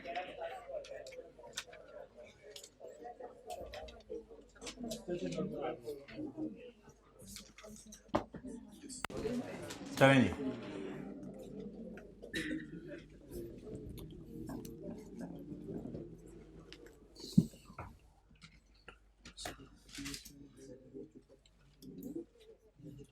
सारा सोच लें एंड तक, करंट टैक्स, डेफर टैक्स, और अगर आपकी एक एक बात सही हुई ना तो वैसे तो ऐसा करने की इजाज़त नहीं है, लेकिन हल्की फुल्की आज अपने आप को ज़रा शाबाश दे दीजिएगा, अपने ही कंधे पे थपकी दे के। इससे बेहतर है ज़रा अल्हम्दुलिल्लाह बोल दीजिएगा ये ज़्यादा बेहतर है, वो नहीं सही। देखा ना मैंने सही किया, बस ये जो मैं है ना ये अंदर से निकालनी है, मैं बन जाती है फिर ये। देखा ना, मैंने तो पहले ही कहा था तू बड़ा बुजुर्ग है, लोगों को आदत होती है, मुझे तो पहले ही पता था। ये फिक्र अपनी ज़िंदगी से निकालें आहिस्ता आहिस्ता। मैंने तो पहले ही कह दिया था, मुझे तो पहले ही पता था, मैं तो कह ही रहा था। पढ़ें जी। Current liabilities include revenue, rent revenue received in advance. Rent revenue नहीं, रेंटल इनकम कर लेना आसानी के लिए। Current liabilities include rental income received in, current liabilities include income received in, मैं उधर इधर देखने को कह रहा हूं, आप पता नहीं किधर देख रहे हैं। Current liabilities include income received इन, इनकम अगर एडवांस में आ जाए तो मिसाल के तौर पे आपको पीटीसीएल वाले आज ही आके तनख्वाह दे दें, कहें कि ओ यार इंशाल्लाह तू पास हो जाएगा, तुझे नौकरी देंगे आपको। अब ये पैसे खुशी हैं या you will feel liable to provide service after doing CA? You will book a liability to provide service after 4 years credit. 6 महीने इधर लग जाएंगे, 3.5 साल आर्टिकल में लग जाएंगे, तो 4 साल बाद जब आप उधर सर्विस दे रहे होंगे उसकी लाइबिलिटी बुक कर लेंगे। ठीक है, तो अब मुझे बता दें अगर आपको इनकम एडवांस में आ जाए तो आप क्या फील करेंगे? इसलिए उसने करंट लाइबिलिटीज लिखा हुआ है। Current liabilities include rental income received in advance, rental income received in advance. तो ये वाला कॉन्सेप्ट अब टेस्ट करा था जी, with a carrying amount of 25 million. इसको छोड़ दें अभी, खैर है। Current liabilities include rent received. अच्छा, रेंट के साथ जब रिसीव्ड लग जाए तब इनकम का अकाउंट बनाने, और रेंट के साथ जब पेड लग जाए तब एक्सपेंस का अकाउंट बनाना है, इसलिए मैं इनकम का अकाउंट बनाने लगा हूं।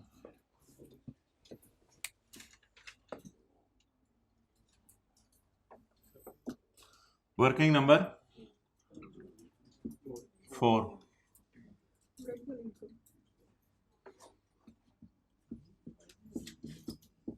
रेंटल इनकम, रिसीवेबल या अनअर्न?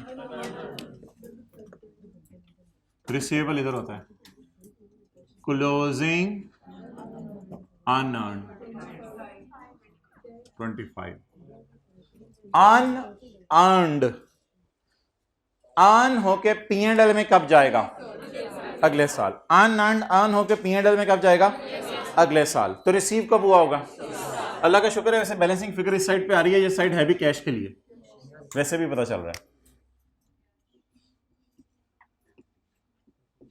कितना? 25। अब देखना है कि टैक्स वाले कौन सी अकाउंटिंग फॉलो करें। उसके लिए आप मेरे साथ आगे इधर तशरीफ ले आए।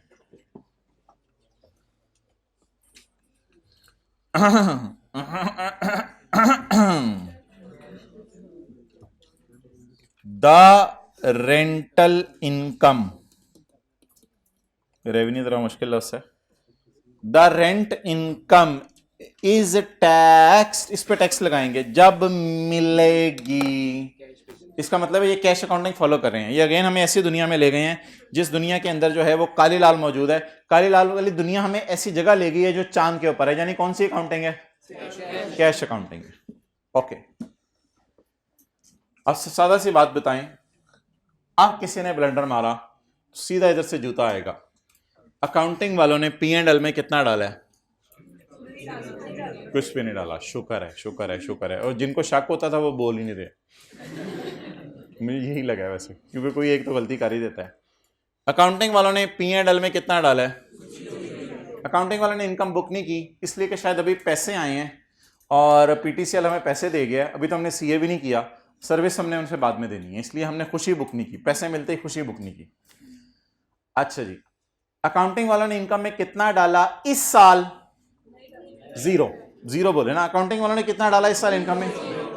टैक्स वाले कह रहे हैं it is taxable when received, but it is received, it is received, it is received, it is received, it is taxable when received, if it is received it is taxable, if it is taxable it is received, it is नहीं, जिस तरह उधर लिखा हुआ था, it is taxable when received, it is taxable when, it is taxable when.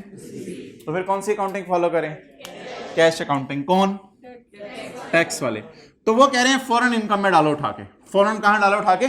तुमने closing में show किया हुआ है, इसको मिटाओ, तुम P&L में डालो, इनकम में डालो। अब वो कह रहे हैं इनकम में डालो, हम कह रहे हैं हमने इनकम में नहीं डाला हुआ, क्या करें? ऐड कर दें। किस नाम से? हाँ नहीं, इनकम नहीं, इनकम नहीं, बेहतर है रेंट रिसीव्ड लिखें, लफ्ज जरा अच्छा लगेगा ना। रिसीव हुआ तो इनकम में डाल दिया, रेंट रिसीव्ड। कितना? 25।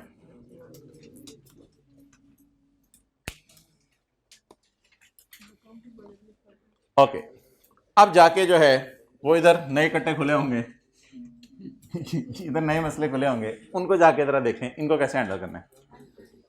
अब बड़ी सादा सी बात है, डिडक्टेबल या टैक्सेबल के लिए आपने यहां पे अपनी उंगली रख लेनी है, साथ वाले की भी रख लें, गुजारा चलेगा, पकड़े रख लें। 25 एक ही दफा बात होगी, तारीखी जुमला होगा, एक ही दफा बोला जाएगा, दूसरी दफा आपकी फरमाइश पे भी नहीं बोला जाएगा। ये अनअर्न्ड अगले साल होगा आन होके अगले साल अकाउंटिंग वाले इसको P&L में लेके जाके ऐड करेंगे।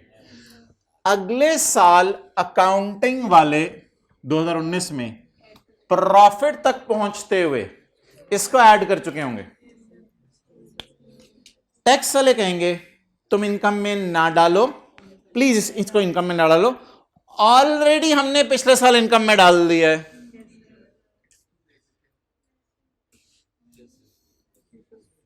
ऑलरेडी इसे इनकम में पिछले साल डाल दिया, अब ना डालो इनकम में।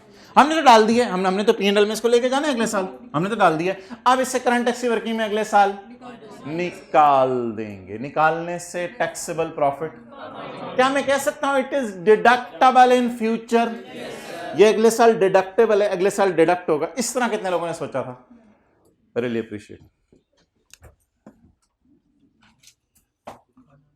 अनअर्न्ड रेंटल इनकम जी,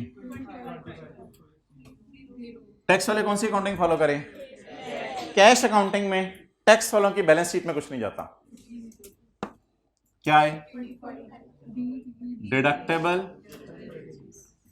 और ये लाइबिलिटी है अनअर्न्ड। स्पेलिंग सही करवा दिया करें, नहीं छोटी छोटी चीजें हम इग्नोर कर देते हैं।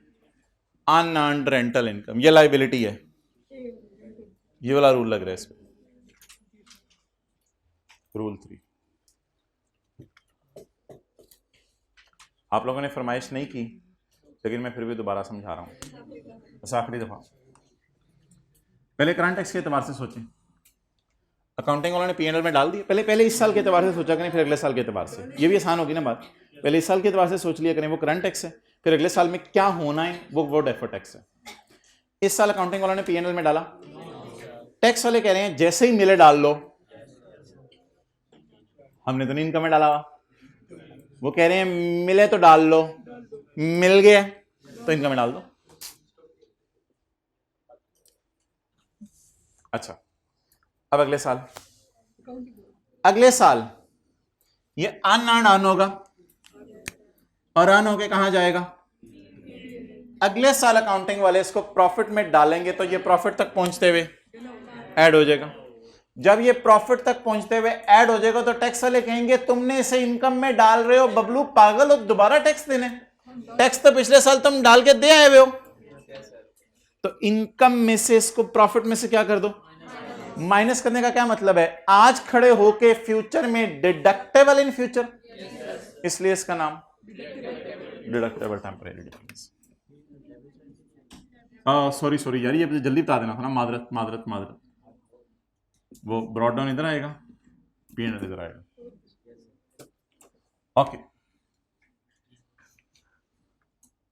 इसका मतलब है अगर बस वाला तेजी से बस चला रहा होगा और गलत रास्ते में मुड़ जाएगा, तो आप अगले चौक पे जाके बताएंगे भाईजान फौरन रोक दिया करें। ओके, चलें जी। अब अगली एडजस्टमेंट जो है उसमें तुम्हें बहुत मजा आएगा।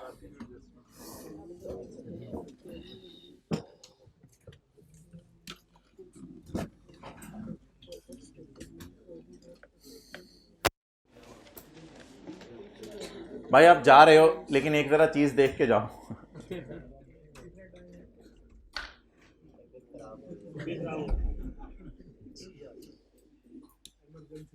अच्छा जी,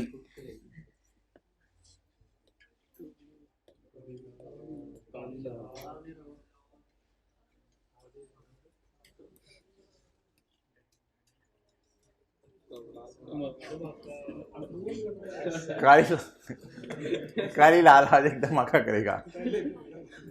काली लाल एक धमाका करने लगे आज। अभी रखो काली लाल को अपने हाथ में।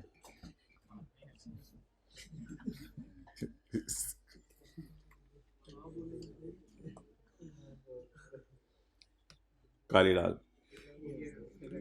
काली लाल, काली लाल, काली लाल, काली लाल। अच्छा जी, काली लाल की तरफ से आज एक धमाका होने लगा है। साथ वाले को ना ऐसे पना करते हैं, तू साइड पे हो। स्विमिंग की है कभी? मछलियां तंग तो नहीं करती? अच्छा, point number 6,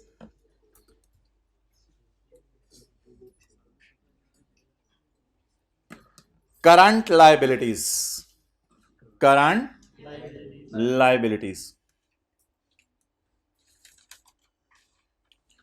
include expense payable. Accrued का लफ्ज जब एक्सपेंसेस के लिए यूज हो तो पेबल। एक्सपेंस है ना, इसलिए एक्रूड का लॉस ऑफ एक्सपेंस के लिए जो तो payable, current liabilities include expense payable with a carrying amount of 13 million. पहले टी अकाउंट बना लें। Salary payable,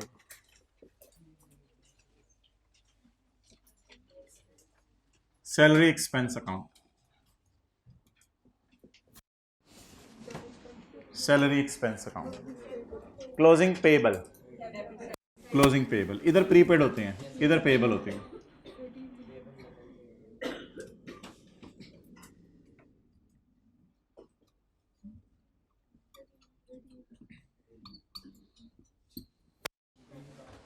closing payable, payable अभी मैं करंट और डेफर्ड के एतबार से नहीं सोच रहा, अभी तो मैं आपको अकाउंटिंग की एक चीज सिखाना चाह रहा हूं। पेबल पे कब होगा?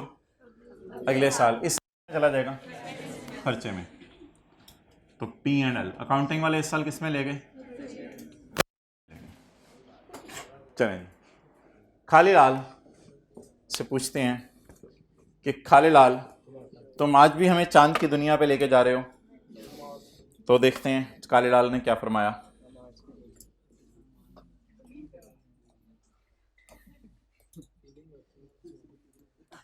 द खर्चा, द खर्चा, द खर्चा, इसको जरा थोड़ा सा बबलू को प्यार करें। द खर्चा, साथ साथ की किताब पे, द खर्चा, द खर्चा, तू वाला ना सेट कर ले। द खर्चा, द खर्चा कितने रह गए? द खर्चा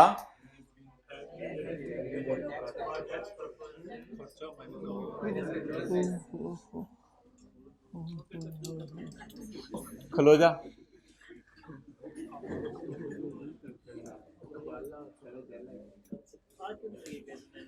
आज खाली लाल चांद पे नहीं जा रहा। द खर्चा has been deducted for tax purpose.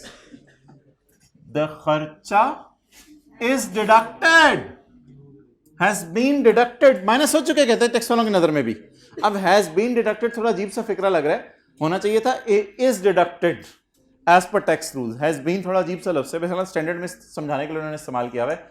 The खर्चा has been deducted for tax purpose, कहते हैं टैक्स पर्पस के लिए खर्चा डिडक्ट हो चुका है।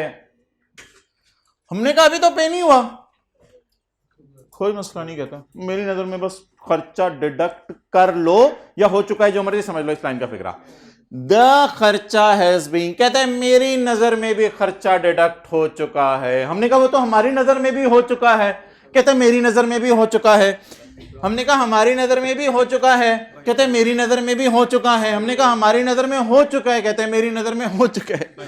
अच्छा, अब दोनों ब्रो ब्रो, क्या ऐसा हो सकता है कि टैक्स वाले भी एक रूल की दुनिया फॉलो करें? जी, इट इज पॉसिबल। कोई हार्ड एंड फास्ट रूल नहीं है कि खर्चों और इनकम्स के लिए ये हमेशा जो है वो एक रूल अकाउंटिंग यूज करे और ये हमेशा कैश अकाउंटिंग यूज करे। इसको बगलगीर करके आज एक तारीखी फिक्रा बोला जाने लगा, जो ये जो है ना छिटीलाल, ये हमेशा एक रूल अकाउंटिंग फॉलो करता है। ये हमेशा कौन सी अकाउंटिंग फॉलो करता है? Accrual accounting.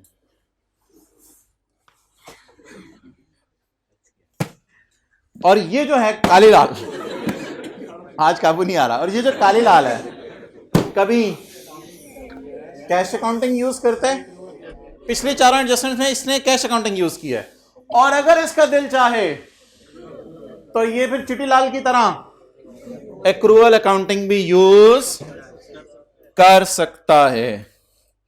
जिन्होंने कैफ 2 पढ़ा हुआ है तो मुख्तलिफ कॉलेजेस से आप लोगों ने पढ़ा होगा।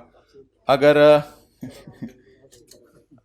जिन्होंने टैक्स पढ़ा हुआ है तो बिजनेस के चैप्टर के अंदर उन्होंने आईकैप की बुक भी बेशक खोल के देख लें, उन्होंने जिस भी बुक से पढ़ा हुआ है, तो बिजनेस के चैप्टर के अंदर जिन्होंने टैक्स पढ़ा हुआ है, उन्होंने बिजनेस के चैप्टर के अंदर जिन्होंने टैक्स पढ़ा हुआ है उन्होंने बिजनेस के चैप्टर के अंदर कैश अकाउंटिंग भी पढ़ी थी कि टैक्स वाले कैश अकाउंटिंग की भी इजाजत देते हैं और टैक्स वाले एक्रूअल अकाउंटिंग की भी इजाजत देते हैं। मर्जी है टैक्स वालों की, जिस मर्जी चीज के बारे में कैश अकाउंटिंग की इजाजत दे दें, जिस मर्जी चीज के बारे में एक्रूअल अकाउंटिंग। ये आपकी किताब में से सफ़े नहीं खोले, ये टैक्स की किताब में से पेजेस खोले गए हैं। तो टैक्स वाले उनकी मर्जी होती है कि कैश अकाउंटिंग यूज करें या एक्रूअल अकाउंटिंग यूज करें। अब इस फिक्रे की गहराई में जाएं। द खर्चा has been deducted for tax purpose. Tax purpose के लिए भी ये खर्चा डिडक्ट हो चुका है। हमने कहा हमने भी प्रॉफिट तक पहुंचते हुए इसको माइनस कर लिया हुआ है। कहते हैं for tax purpose it is already been deducted. हमारी नजर में भी ये माइनस हो चुका है। अब तुम्हारी नजर में भी माइनस हो चुका, हमारी नजर में भी माइनस हो चुका, तो क्या सोकन सोकन या ब्रो ब्रो? Bro bro. तो इसका मतलब है कोई हमारे और टैक्स वालों में इख्तलाफ। अच्छा, अब भजन इसका कुछ ऐसे बनेगा टैक्स वालों की नजर में अकाउंट। टैक्स वाले कह रहे हैं कि इसको खर्चे में डाल दो। हमने कहा अभी तो पे नहीं हुआ, और छोड़ो परे यार, पेबल बुक करो, जो मर्जी करो, वो तुम्हारी मर्जी, लेकिन खर्चे में इसको डाल दो चाहे पे। तो भाईजान इस तरह हम अकाउंट नहीं बनाया करेंगे, हम सोच लिया करेंगे सेम अकाउंट टैक्स वालों ने बनाया होगा, सेम अकाउंट टैक्स वालों ने बनाया होगा। हमने खर्चे में कितना डाला? टैक्स वाले कहते हैं तुम भी खर्चे में कितना डाल लो? 13। करंट टैक्स में इस एडजस्टमेंट का कुछ नहीं किया करेंगे। करंट टैक्स के लिए इस एडजस्टमेंट को कह के इग्नोर कर दिया करेंगे। डेफर्ड टैक्स में for the purpose of presentation show करना बेहतर है, शो करना बेहतर है। डैश डैश नहीं, गलत बात कर दी आपने। 13 करके शो करना है, 13 करके शो करना है, क्योंकि वो एक्रूअल की अकाउंटिंग मान रहे हैं। ब्रैकेट में देखें क्या लिखा हुआ है। अब इसका क्या मतलब है इस बात का?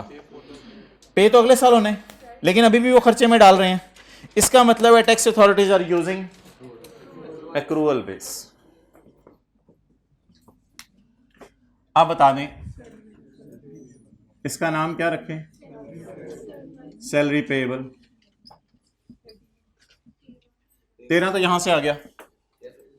अब जरा ना मेरी तसल्ली से बात सुन लें। कुछ बच्चे ना क्लास के बाद आके पूछते हैं कि आपको कैसे पता चला था इसके टैक्स बेस भी 13 है। वो सुन लें। सवाल कह रहे पहली लाइन पढ़ के कि ये खर्चा पेएबल है, तो पे होने अगले साल। टैक्स वाले कह रहे हैं फौरन खर्चे में डाल लो। टैक्स वाले कह रहे हैं फौरन खर्चे में डाल लो। इसका मतलब है कि टैक्स वाले कैश तो क्रेडिट कर नहीं सकते, वो भी मजबूरन क्या क्रेडिट करेंगे? पेएबल। वो भी मजबूरन क्या क्रेडिट करेंगे? पेएबल। एक और तरीके से मैं समझाने लगा हूं, लेकिन आज पहली दफा ऐसे जनरल एंट्री से, टी काउंट से नहीं, जनरल एंट्री से।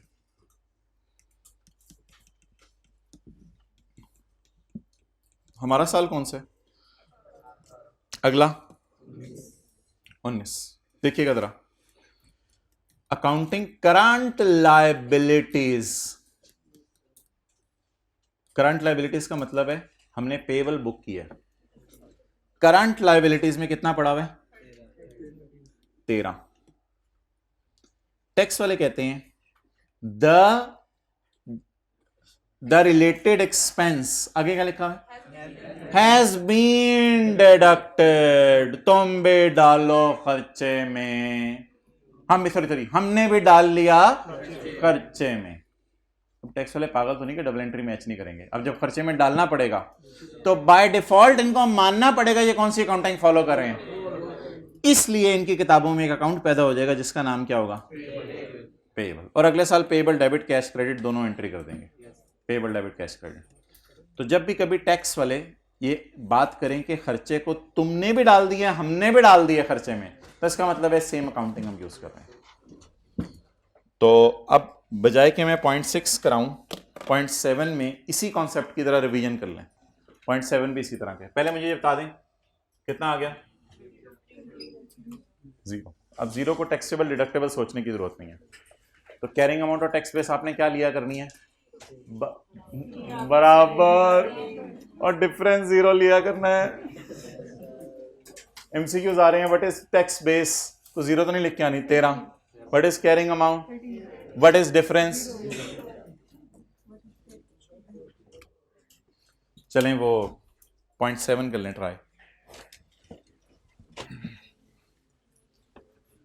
क्या करना है, एसी चलवाना है, बंद करवाना है, बंद करवाना है। ये वाला इसको यार 24 पे कर दो, ये वाला चलवा दो, वो वाला बंद करवा दो, बात तो वहीं आगे खड़ी हो जाएगी।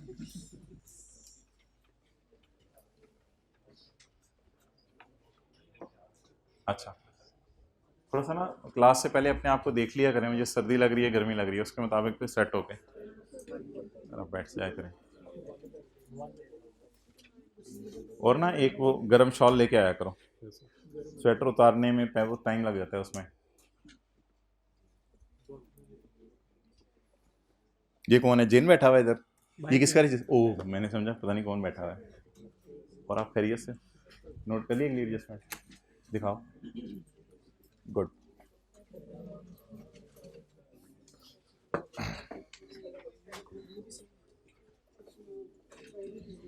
Debtor has a carrying amount of 50 million, debtor has carrying amount of 50 million. बस आगे ना पढ़ें।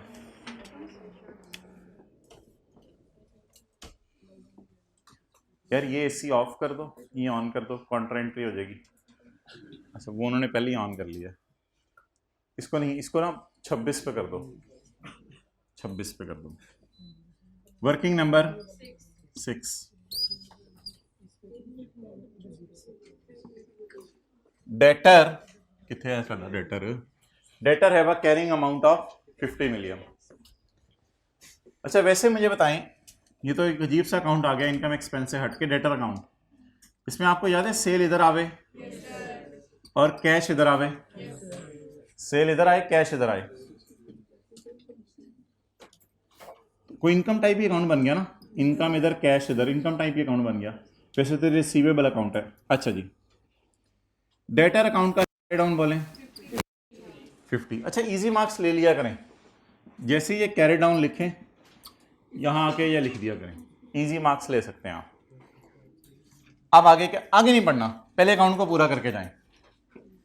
आप बता दें मैं सेल बैलेंसिंग लूं या कैश, डेटर से 50 लेने हैं तो मिलेंगे कब, रिसीवेबल रिसीव कब होगा, अगले साल। तो इस साल किस में गया होगा, सेल में गया होगा। और अल्लाह का शुक्र है वैसे बैलेंसिंग भी कौन सी साइड आ रही है, सेल वाली साइड ही बैलेंसिंग आ रही है। रिसीवेबल रिसीव कब होगा, तो सेल में कब जाएगा, इस साल। अब यहां पे रुक के अकाउंटिंग वाले इनकम कितनी बुक कर चुके हैं, 50, P&L में गई है ना। P&L किसी ने लिखना है तो शौक पूरा करने के लिए लिख ले चाह पूरा जी। प्रॉफिट एंड लॉस, अकाउंटिंग वाले इनकम में कितना ले गए, 50, अकाउंटिंग वाले बैलेंस शीट में कितना ले गए, 50, अकाउंटिंग वाले इनकम में 50 ले गए, बैलेंस शीट में 50 ले गए। ये देख लेते हैं। अब देखते हैं टैक्स वाले क्या चाहें। द रेवेन्यू नजर मार के आए हम, द 50, द रेवेन्यू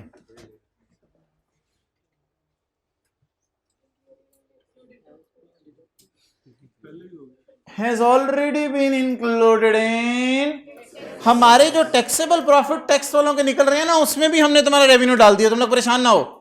वैसे तो करंट टैक्स की वर्किंग हम कर रहे होते हैं ना, लेकिन टैक्स वाले भी हमारी तरह की वर्किंग करके चेक कर लेते हैं कि हम सही कर रहे हैं या नहीं।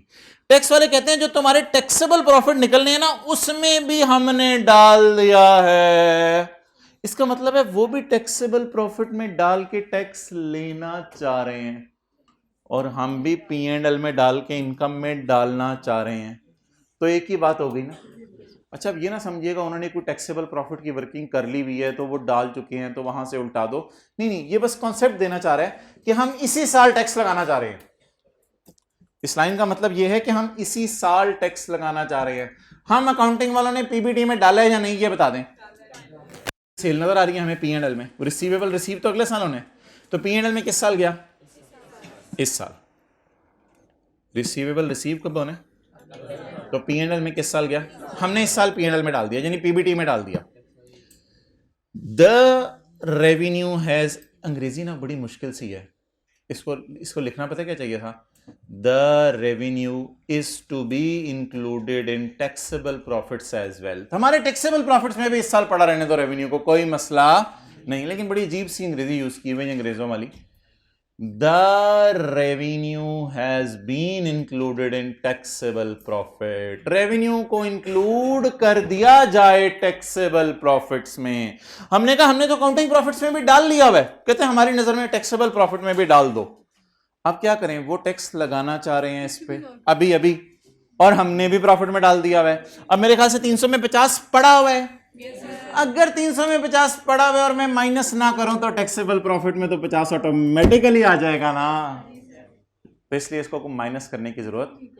लेकिन अगर ऐसे इंग्लिश लिखी होती, the revenue is to be added in taxable profit when it is received, फिर कौन सी अकाउंटिंग होती? अब क्या लिखा हुआ है, the revenue is to be taxed when received लिखा हुआ है, या revenue is included in profits? उनके वाले प्रॉफिट में भी कहते हैं डाल दो। हमने कहा हमने अपने वाले में डाल दिया, कहते हैं हमारे वाले प्रॉफिट्स में भी डाल दो।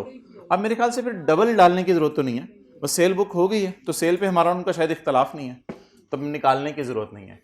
इस बात का मतलब क्या हुआ करेगा, मींस टैक्स अथॉरिटीज कौन सी अकाउंटिंग यूज कर रहे हैं, एक्रूअल बेस। नहीं, ये ब्रैकेट में नहीं लिखा हुआ करेगा, इसलिए कल हमने इसकी प्रैक्टिस करनी है।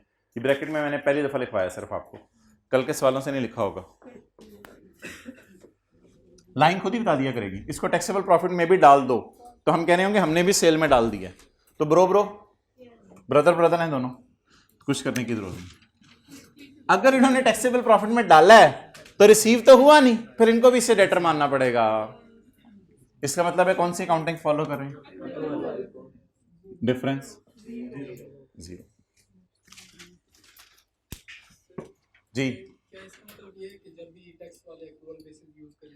जब भी टैक्स वाले एक्रूअल बेसिस यूज करेंगे तो करंट टैक्स की वर्किंग हमने कुछ भी नहीं करना, और डेफर्ड टैक्स की वर्किंग में हमने कैरिंग अमाउंट टैक्स बेस को बराबर कर देना है, ताकि हमारे और टैक्स वालों में डिफरेंस ना रहे। इसलिए कोई हार्ड एंड फास्ट रूल नहीं है टैक्स वालों का खर्चों के बारे में। लीज के बारे में हार्ड एंड फास्ट रूल है, ग्रेचुटी के बारे में हार्ड एंड फास्ट रूल है, प्रोविजन फॉर डाउटफुल डेट के बारे में हार्ड एंड फास्ट रूल है, लेकिन खर्चों और इनकम्स के बारे में कोई हार्ड एंड फास्ट रूल नहीं है। अच्छा, पॉइंट VII और VIII तो आसान सा है, इसको मैं बाद में करता हूं। अब जो हम सुबह से पढ़ रहे हैं उस सारे की जरा समरी देख लें, पेज नंबर 605।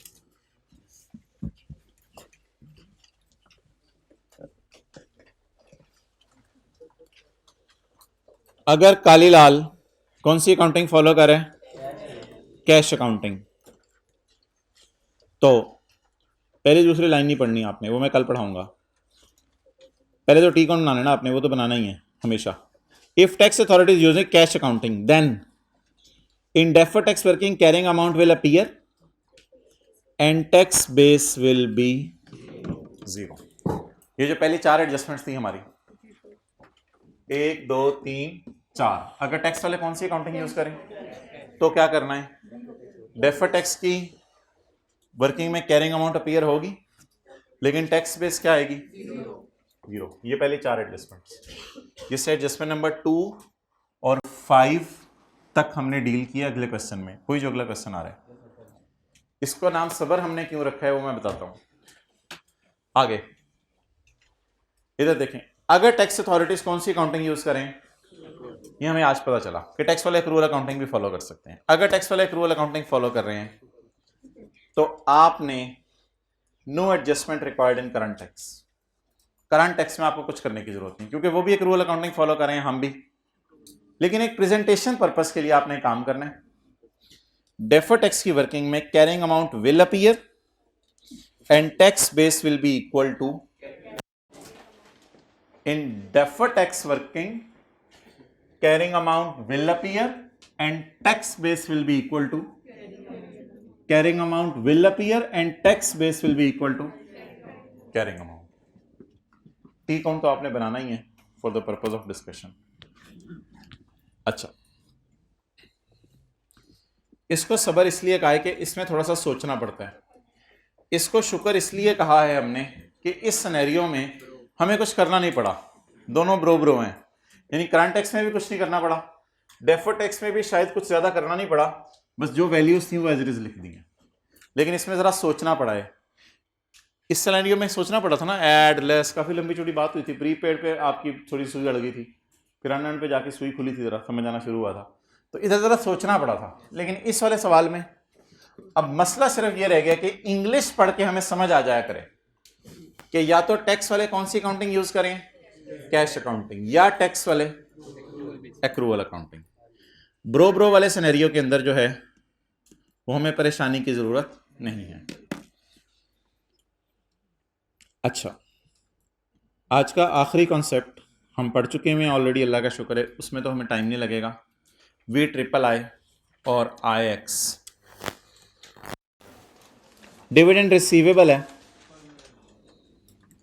जिसकी अमाउंट कितनी है, 23 million. The dividend are never taxable, dividend पे कभी भी टैक्स नहीं देना, एग्जेम्प्ट है ना। अच्छा, तसल्ली से ज़रा तरतीब से चलिएगा। डिविडेंड आज तक कभी रिसीवेबल नहीं हुआ था, आज पहली दफ़ा रिसीवेबल होने लगा, यानी एग्जेम्प्ट इनकम आज तक कभी रिसीवेबल नहीं हुई थी, शायद रिसीव हो जाती थी साथ ही। वर्किंग नंबर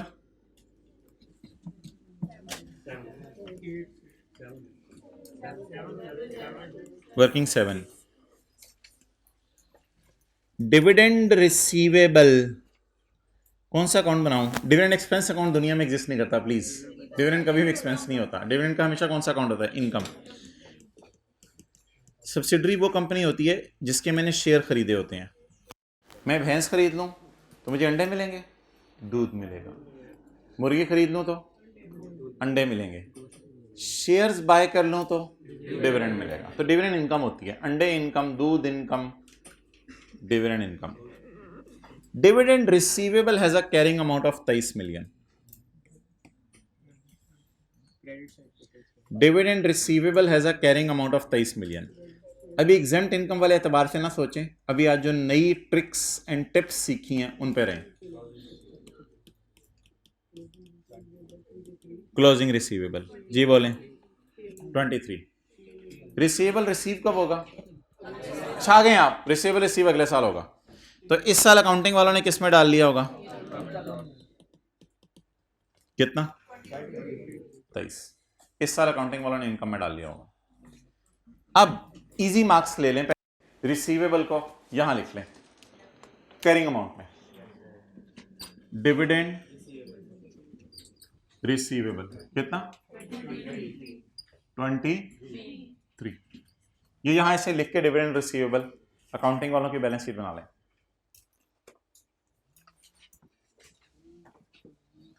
अब टैक्स वालों से, टैक्स वाले दो बातें लिख सकते हैं। हम जो अभी जो हमारा रिदम बना हुआ है ना वो ये है, जरा सुनिएगा मेरी बात। एक बात ये हो सकती थी कि dividend will be taxed when received. एक ये हो सकती थी बात कि डिविडेंड को इस साल इनकम में, जरा मेरी बातें सुनते रहे आप मेरी बातें सुनते रहे। दो बातें हो सकती थी, लेकिन मेरे ख्याल से अंडरलाइन कीजिए, तीसरी बात लिखी हुई है कोई। पहली बात हो सकती थी dividend will be taxable in 2019 when received. देख रहे हैं ना, बड़े हो गए आप, बात जरा प्रोफेशनल तरीके से नहीं चाहिए। Dividend is taxable in 2019 when it is received. पहली बात ये हो सकती थी काली पट्टी के नीचे, ये भी लिखी हो सकती थी, तो इसका मतलब है कैश अकाउंटिंग यूज कर रहे हैं। या एक बात ये लिखी हो सकती थी कि dividend is already taxed in current year. Dividend already tax लग गया करंट ईयर पे एक्रूअल बेसिस। लेकिन ये लाइन मुश्किल करके उसने लिखी होती है dividend has already been included in taxable profits. ये टैक्सेबल प्रॉफिट्स में पड़ा हुआ है, ये लाइन भी लिखी हो सकती थी। लेकिन ये जो सवाल है ये कह रहे हैं ना डिविडेंड रिसीव होने पे अगले साल टैक्स लूंगा, ना डिविडेंड तुम इस साल बुक कर रहे हो इस साल टैक्स लूंगा। मैं तो टैक्स लूंगा ही नहीं, ना सबर ना शुक्र, मैं तो टैक्स लूंगा ही नहीं। The dividends are not taxable. The dividends are, सबर शुक्र हमारी कैलकुलेशन के एतबार से है। वैसे तो ये शुक्र वाली बात है कि डिविडेंड पे टैक्स नहीं हो रहा, लेकिन वो सबर शुक्र किसी और माने में मैंने इस्तेमाल किया पहले। The dividends are not taxable, कहते हैं मैंने डिविडेंड पे टैक्स ही नहीं लेना। करंट टैक्स की वर्किंग आपको आती है, वो आप मुझे फौरन करवा दें, वो तो आसान है। डिविडेंड्स आर नॉट टैक्सेबल, हमने टैक्स नहीं लेना। हम अकाउंटिंग वालों ने इनकम में डाल दिया हुआ है, टैक्स वाले क्या करें, ऐड कर देंगे, जूते तोड़ के बंदा मार मार मार मार ऐड कर देंगे। अकाउंटिंग वालों ने ऐड किया हुआ है, ये ऐड करके डबल ऐड स्केयर हो रहा है जी। अकाउंटिंग वालों ने इनकम में डाल दिया, टैक्स वाले कह रहे हैं हम इसको कभी इस पे टैक्स नहीं लेंगे। तो ब्लू मार्कर से मैं लिख रहा हूं एग्जैम्प्ट इनकम, कितना, इसको आप निकाल दें, डन, ओके। ये तो इजी मार्क्स गेन कर लिए। अब टैक्स वालों की बैलेंस शीट में, अच्छा टैक्स वालों के P&L में तो इनकम जानी नहीं, नेवर टैक्सेबल, नेवर टैक्सेबल। तो टैक्स वालों के P&L में इनकम जाने नहीं, इसलिए हमने माइनस कर दी। टैक्स वालों की बैलेंस शीट में भी फिर कुछ जाएगा, उन्होंने टैक्स ही नहीं कभी मांगना। बोले बोले बोले सोचे, टैक्स वालों की बैलेंस शीट में कुछ जाएगा, कुछ भी नहीं जाएगा। क्यों नहीं जाएगा कुछ, क्यों नहीं जाएगा कुछ, क्योंकि टैक्स ही नहीं देना, तो रिसीवेबल रिसीव होना। अब तसल्ली से सुनिएगा, टैक्स वालों की बैलेंस शीट में कुछ नहीं जाएगा। ये बात समझ आती है, क्योंकि टैक्स वालों की इनकम में भी कुछ नहीं जाना और टैक्स वालों की बैलेंस शीट में भी कुछ ना लेके जाएं। द रीजन कि बैलेंस शीट में लेके जाएंगे तो फिर रिसीवेबल रिसीव होगा, तो फिर टैक्स लगाएंगे, तो कुछ ऐसा सोचने की जरूरत नहीं है। सबर सबर सबर सबर। लेकिन इससे ना एक मसला आ जाएगा, मसला ये आ जाएगा कि डिफरेंस आ जाएगा, दोनों में डिफरेंस आ जाएगा। ये जो डिफरेंस है, is it taxable in future when received? तो अकाउंटिंग स्टैंडर्ड्स में ना IAS 12 के अंदर एक बात लिखी हुई है कि परमानेंट डिफरेंसेस के केस में जबरदस्ती तुम मानो कि टैक्स वालों की WDV 23 है, हालांकि है नहीं, टैक्स वालों की बुक वैल्यू 23 मानो, जबरदस्ती जबरदस्ती जबरदस्ती इस बात को मानो कि टैक्स वालों की बैलेंस शीट में ये 23 पे नजर आएगा। इसका मकसद ये नहीं कि शायद टैक्स वालों की बैलेंस शीट में इसको लेके जाना मकसूद है और जब अगले साल रिसीव होगा तो इस पे टैक्स लगाएंगे।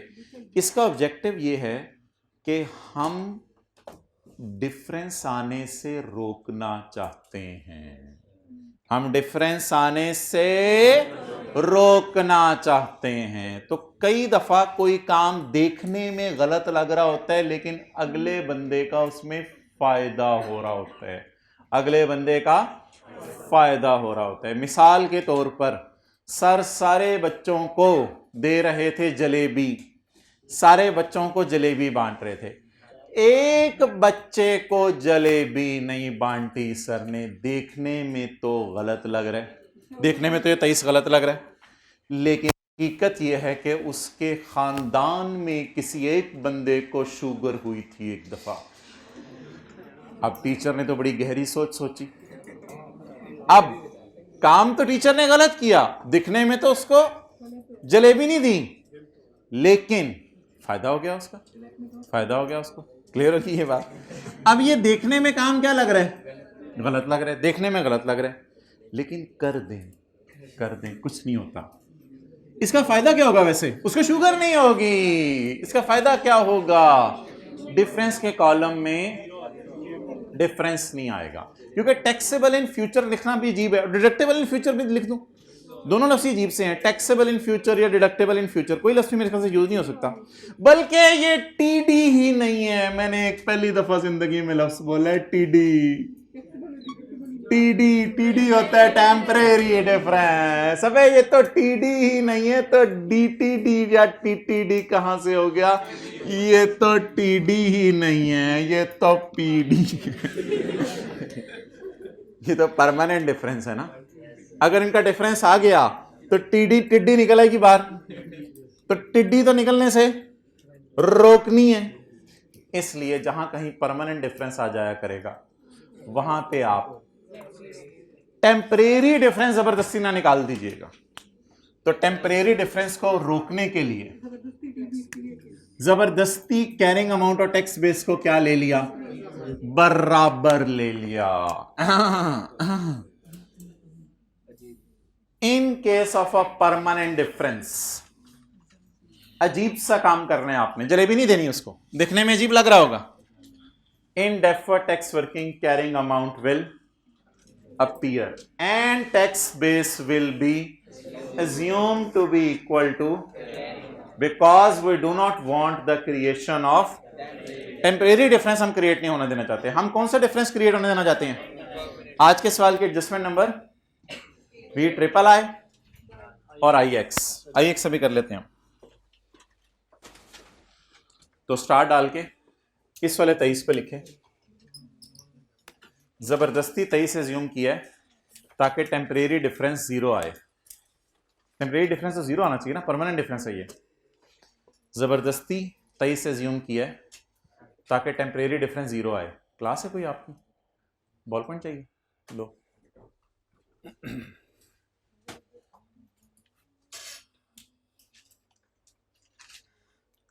There is no homework today. मैं इस लेक्चर को री अपलोड करूंगा यूट्यूब के ऊपर, अभी करवा देना। लॉजिक्स तसल्ली से जाके सारी चीज़ों की सोचें, जिनकी समझ ना आए इसी लेक्चर को दोबारा सुनना है।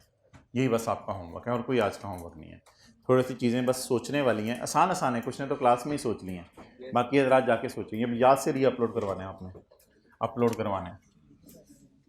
अच्छा जी, अब आप ये डिविडेंड रिसीवेबल आ गया। अगली जी बोलें चीज़, अगली बोल वो मैं अकाउंट बनाता हूँ अभी। करंट लाइबिलिटीज इंक्लूड क्या है बोलें? Fine and with a carrying amount of 29। Working number 8। Fine expense बोलें जी। करंट लाइबिलिटीज का क्या मतलब है? क्लोजिंग पेएबल कितना? 23। बट ये मैं डिसाइड करूंगा कौन सा लेक्चर अपलोड होगा। खुदा के लिए ये मैसेज ना किया करें आज मैंने छुट्टी की, लेक्चर अपलोड कर लें। रोजाना कोई छुट्टी करते हैं उसकी बुनियाद पर रोजाना लेक्चर अपलोड हो रहे हो, अजीब बात करते हैं जी। ये पे कब होगा? अगले साल। पेएबल पे कब होगा? अच्छा, आपकी सुई उधर अड़ी हुई थी, मैं कुछ और सोच रहा। आपका पेएबल पे कब होगा? अगले साल। और खर्चे में कब जाएगा? इस साल। आगे जाने से पहले जरा मुझे बता दें, अकाउंटिंग वालों ने खर्चे में माइनस कर लिया और टैक्स वाले क्या कह रहे हैं? Never deductible for tax purpose. हमने कहा जब पे करोगे तब भी नहीं। ना पुत्र, कभी भी नहीं तुम्हें डिडक्ट करने देंगे। तुम्हारी नस्लों को भी डिडक्ट नहीं करने देंगे इसको कभी। Never deductible in future. तुम, तुम्हारे बच्चे, तुम्हारे पोते, तुम्हारे पोतों के पोतों के पोतों के पोतों के पोते, उनको भी नहीं माइनस करने देंगे। Never deductible in future, deduct करने ही नहीं देंगे। अच्छा, इसे अकाउंटिंग वालों ने माइनस कर लिया है? जरा देखें, अकाउंटिंग वालों ने माइनस कर दिया। करंट टैक्स की वर्किंग में तो आसान सा काम है, पहले भी करते रहे हम। ऐड कर देंगे क्या? डिडक्शन। ये मैं ब्लू मार्कर से क्यों लिख रहा हूं? परमानेंट डिफरेंस है, एंड पे रिकॉन्सिलिएशन इनकी वजह से मैच नहीं करती, तो उसको हम मैच कराते होते हैं जी। बोलें 29। अच्छा, आप बता दें अकाउंटिंग वालों की नज़र में पेएबल कितने? 29। ये तो लिखे ना, इजी मार्क्स लें। कैरिंग अमाउंट असल में ना वो एमसीक्यूज पूछ रहा है कि इनकी टैक्स बेस कितनी है, वो फिर बताना पड़ता है। What is fine payable carrying amount? 29। अब अगर मैं कहूं कि टैक्स वालों की नज़र में तो खर्चा भी नहीं है ये, और टैक्स वालों की नज़र में पेएबल भी नहीं है, तो फिर टेम्परेरी डिफरेंस आ जाएगा 29 का। तो ये कोई टेम्परेरी डिफरेंस नहीं है। ये कौन सा डिफरेंस है? डिडक्टेबल इन फ्यूचर तो नहीं है ना जब पे हो जाए? नहीं, ऐसी कोई बात नहीं है। जबरदस्ती 23 और 29 के साथ ना ऐसे साइन लगा के, स्टॉप का नहीं साइन लगा होता सड़क पे, रुको, जीरो मत लिखो। क्या लिखो? 23 और 29। खतरे का ला रहा मैं ये। आप बता दें डिफरेंस जीरो। जबरदस्ती हम डिफरेंस को जीरो लाए हैं, क्योंकि अगर डिफरेंस आ जाता तो उसका नाम होता है टीटीडी या डीटीडी, और डीटीडी और टीटीडी में आखिरी वाला टीडी होता है टेम्परेरी डिफरेंस। और हालांकि ये कौन सा डिफरेंस है? Permanent difference. It's over.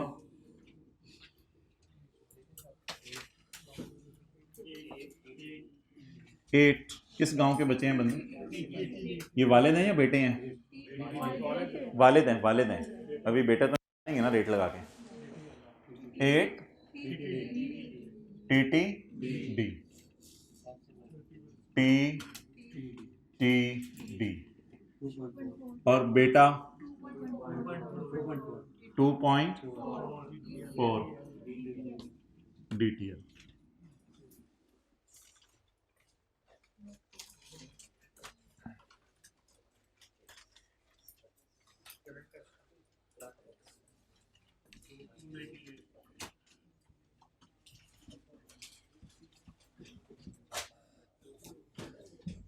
Ji at the rate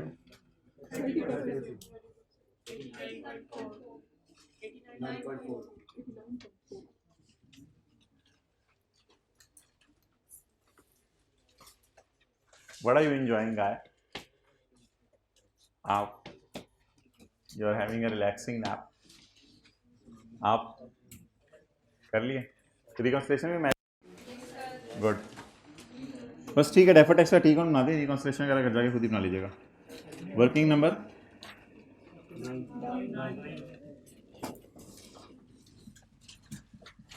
भाई कोशिश करें ओपनिंग निकालने की। ओपनिंग गिवन है 0 है, क्योंकि सारे की अकाउंट्स के क्लोजिंग बैलेंस है ना, ओपनिंग बैलेंस सवाल में दिए नहीं होते। वो तो कल हम सवाल करेंगे जिसमें ओपनिंग बैलेंस दिए होंगे। तो जी क्लोजिंग बताएं। DTL DTA DTL हो ना, और हमारा हाथ इधर जा रहा हो तो बाय डिफॉल्ट इधर आ जाया करेगा पेपर में। देखिएगा ज़रा, ये टी अकाउंट के अंदर आई के अपने जहाँ पेज पे फिट किए होंगे चपेड़े, तो DTL सेंसर, DTL इधर आ जाएगा। डेफर टेक्स एसेट होता है ना इधर, या हो सकता है कोई गुजरा और से चपेड़ मारे आपके, ओ चलो उत्थे कर। वो जो गुजर रहे होते हैं साथ उनको CA आता होता है, CA की चीज़ें नहीं। एक तो बंदा तो CA भी बैठा होता है उधर। दुरानी साहब एक होते हैं, वो चार्टर्ड अकाउंटेंट हैं जो उधर बैठे होते हैं। और भी आते हैं चार्टर्ड अकाउंटेंट, बीच में एक दो चक्कर लगाने भी आते हैं CA। वो तो SC होते हैं मेरे ख्याल से। आपके कभी नहीं आए चक्कर लगाने?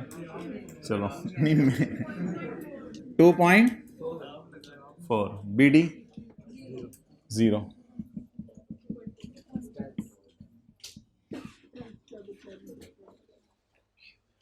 लेकिन रिकॉन्सिलेशन आपकी मैच नहीं करेगी, उसको आपको परमानेंट डिफरेंस से एडजस्ट करके मैच कराना पड़ेगा। रिकॉन्सिलेशन रिक्वायर्ड भी नहीं है, ठीक है। ले या टेस्ट बांटें, बिस्ती प्रोग्राम सबके सामने ही हो ऑनलाइन में। ना ना ना ना, आज बिस्ती टका के बता दो कि रिकॉर्डिंग अपलोड करने का। हाँ मुझे याद करा दो कि शाम तक अपलोड ना हुई तो। हाइब्रिड वाले दूसरी क्लास में तशरीफ़ ले आएँ, दोनों एक ही क्लास में बैठ जाएँ। एडमिशन ऑफिस के पास से उधर आ जाएँ, मैं आप खुद आपके पास चल के आऊँगा। ठीक है यार, 19 नंबर आए हैं मैक्सिमम। ये कौन सा टेस्ट है? टेस्ट 4 या असेसमेंट? टेस्ट 4, ठीक है। ओवर करो भाई, आज टेस्ट जरूर दे के जाना है।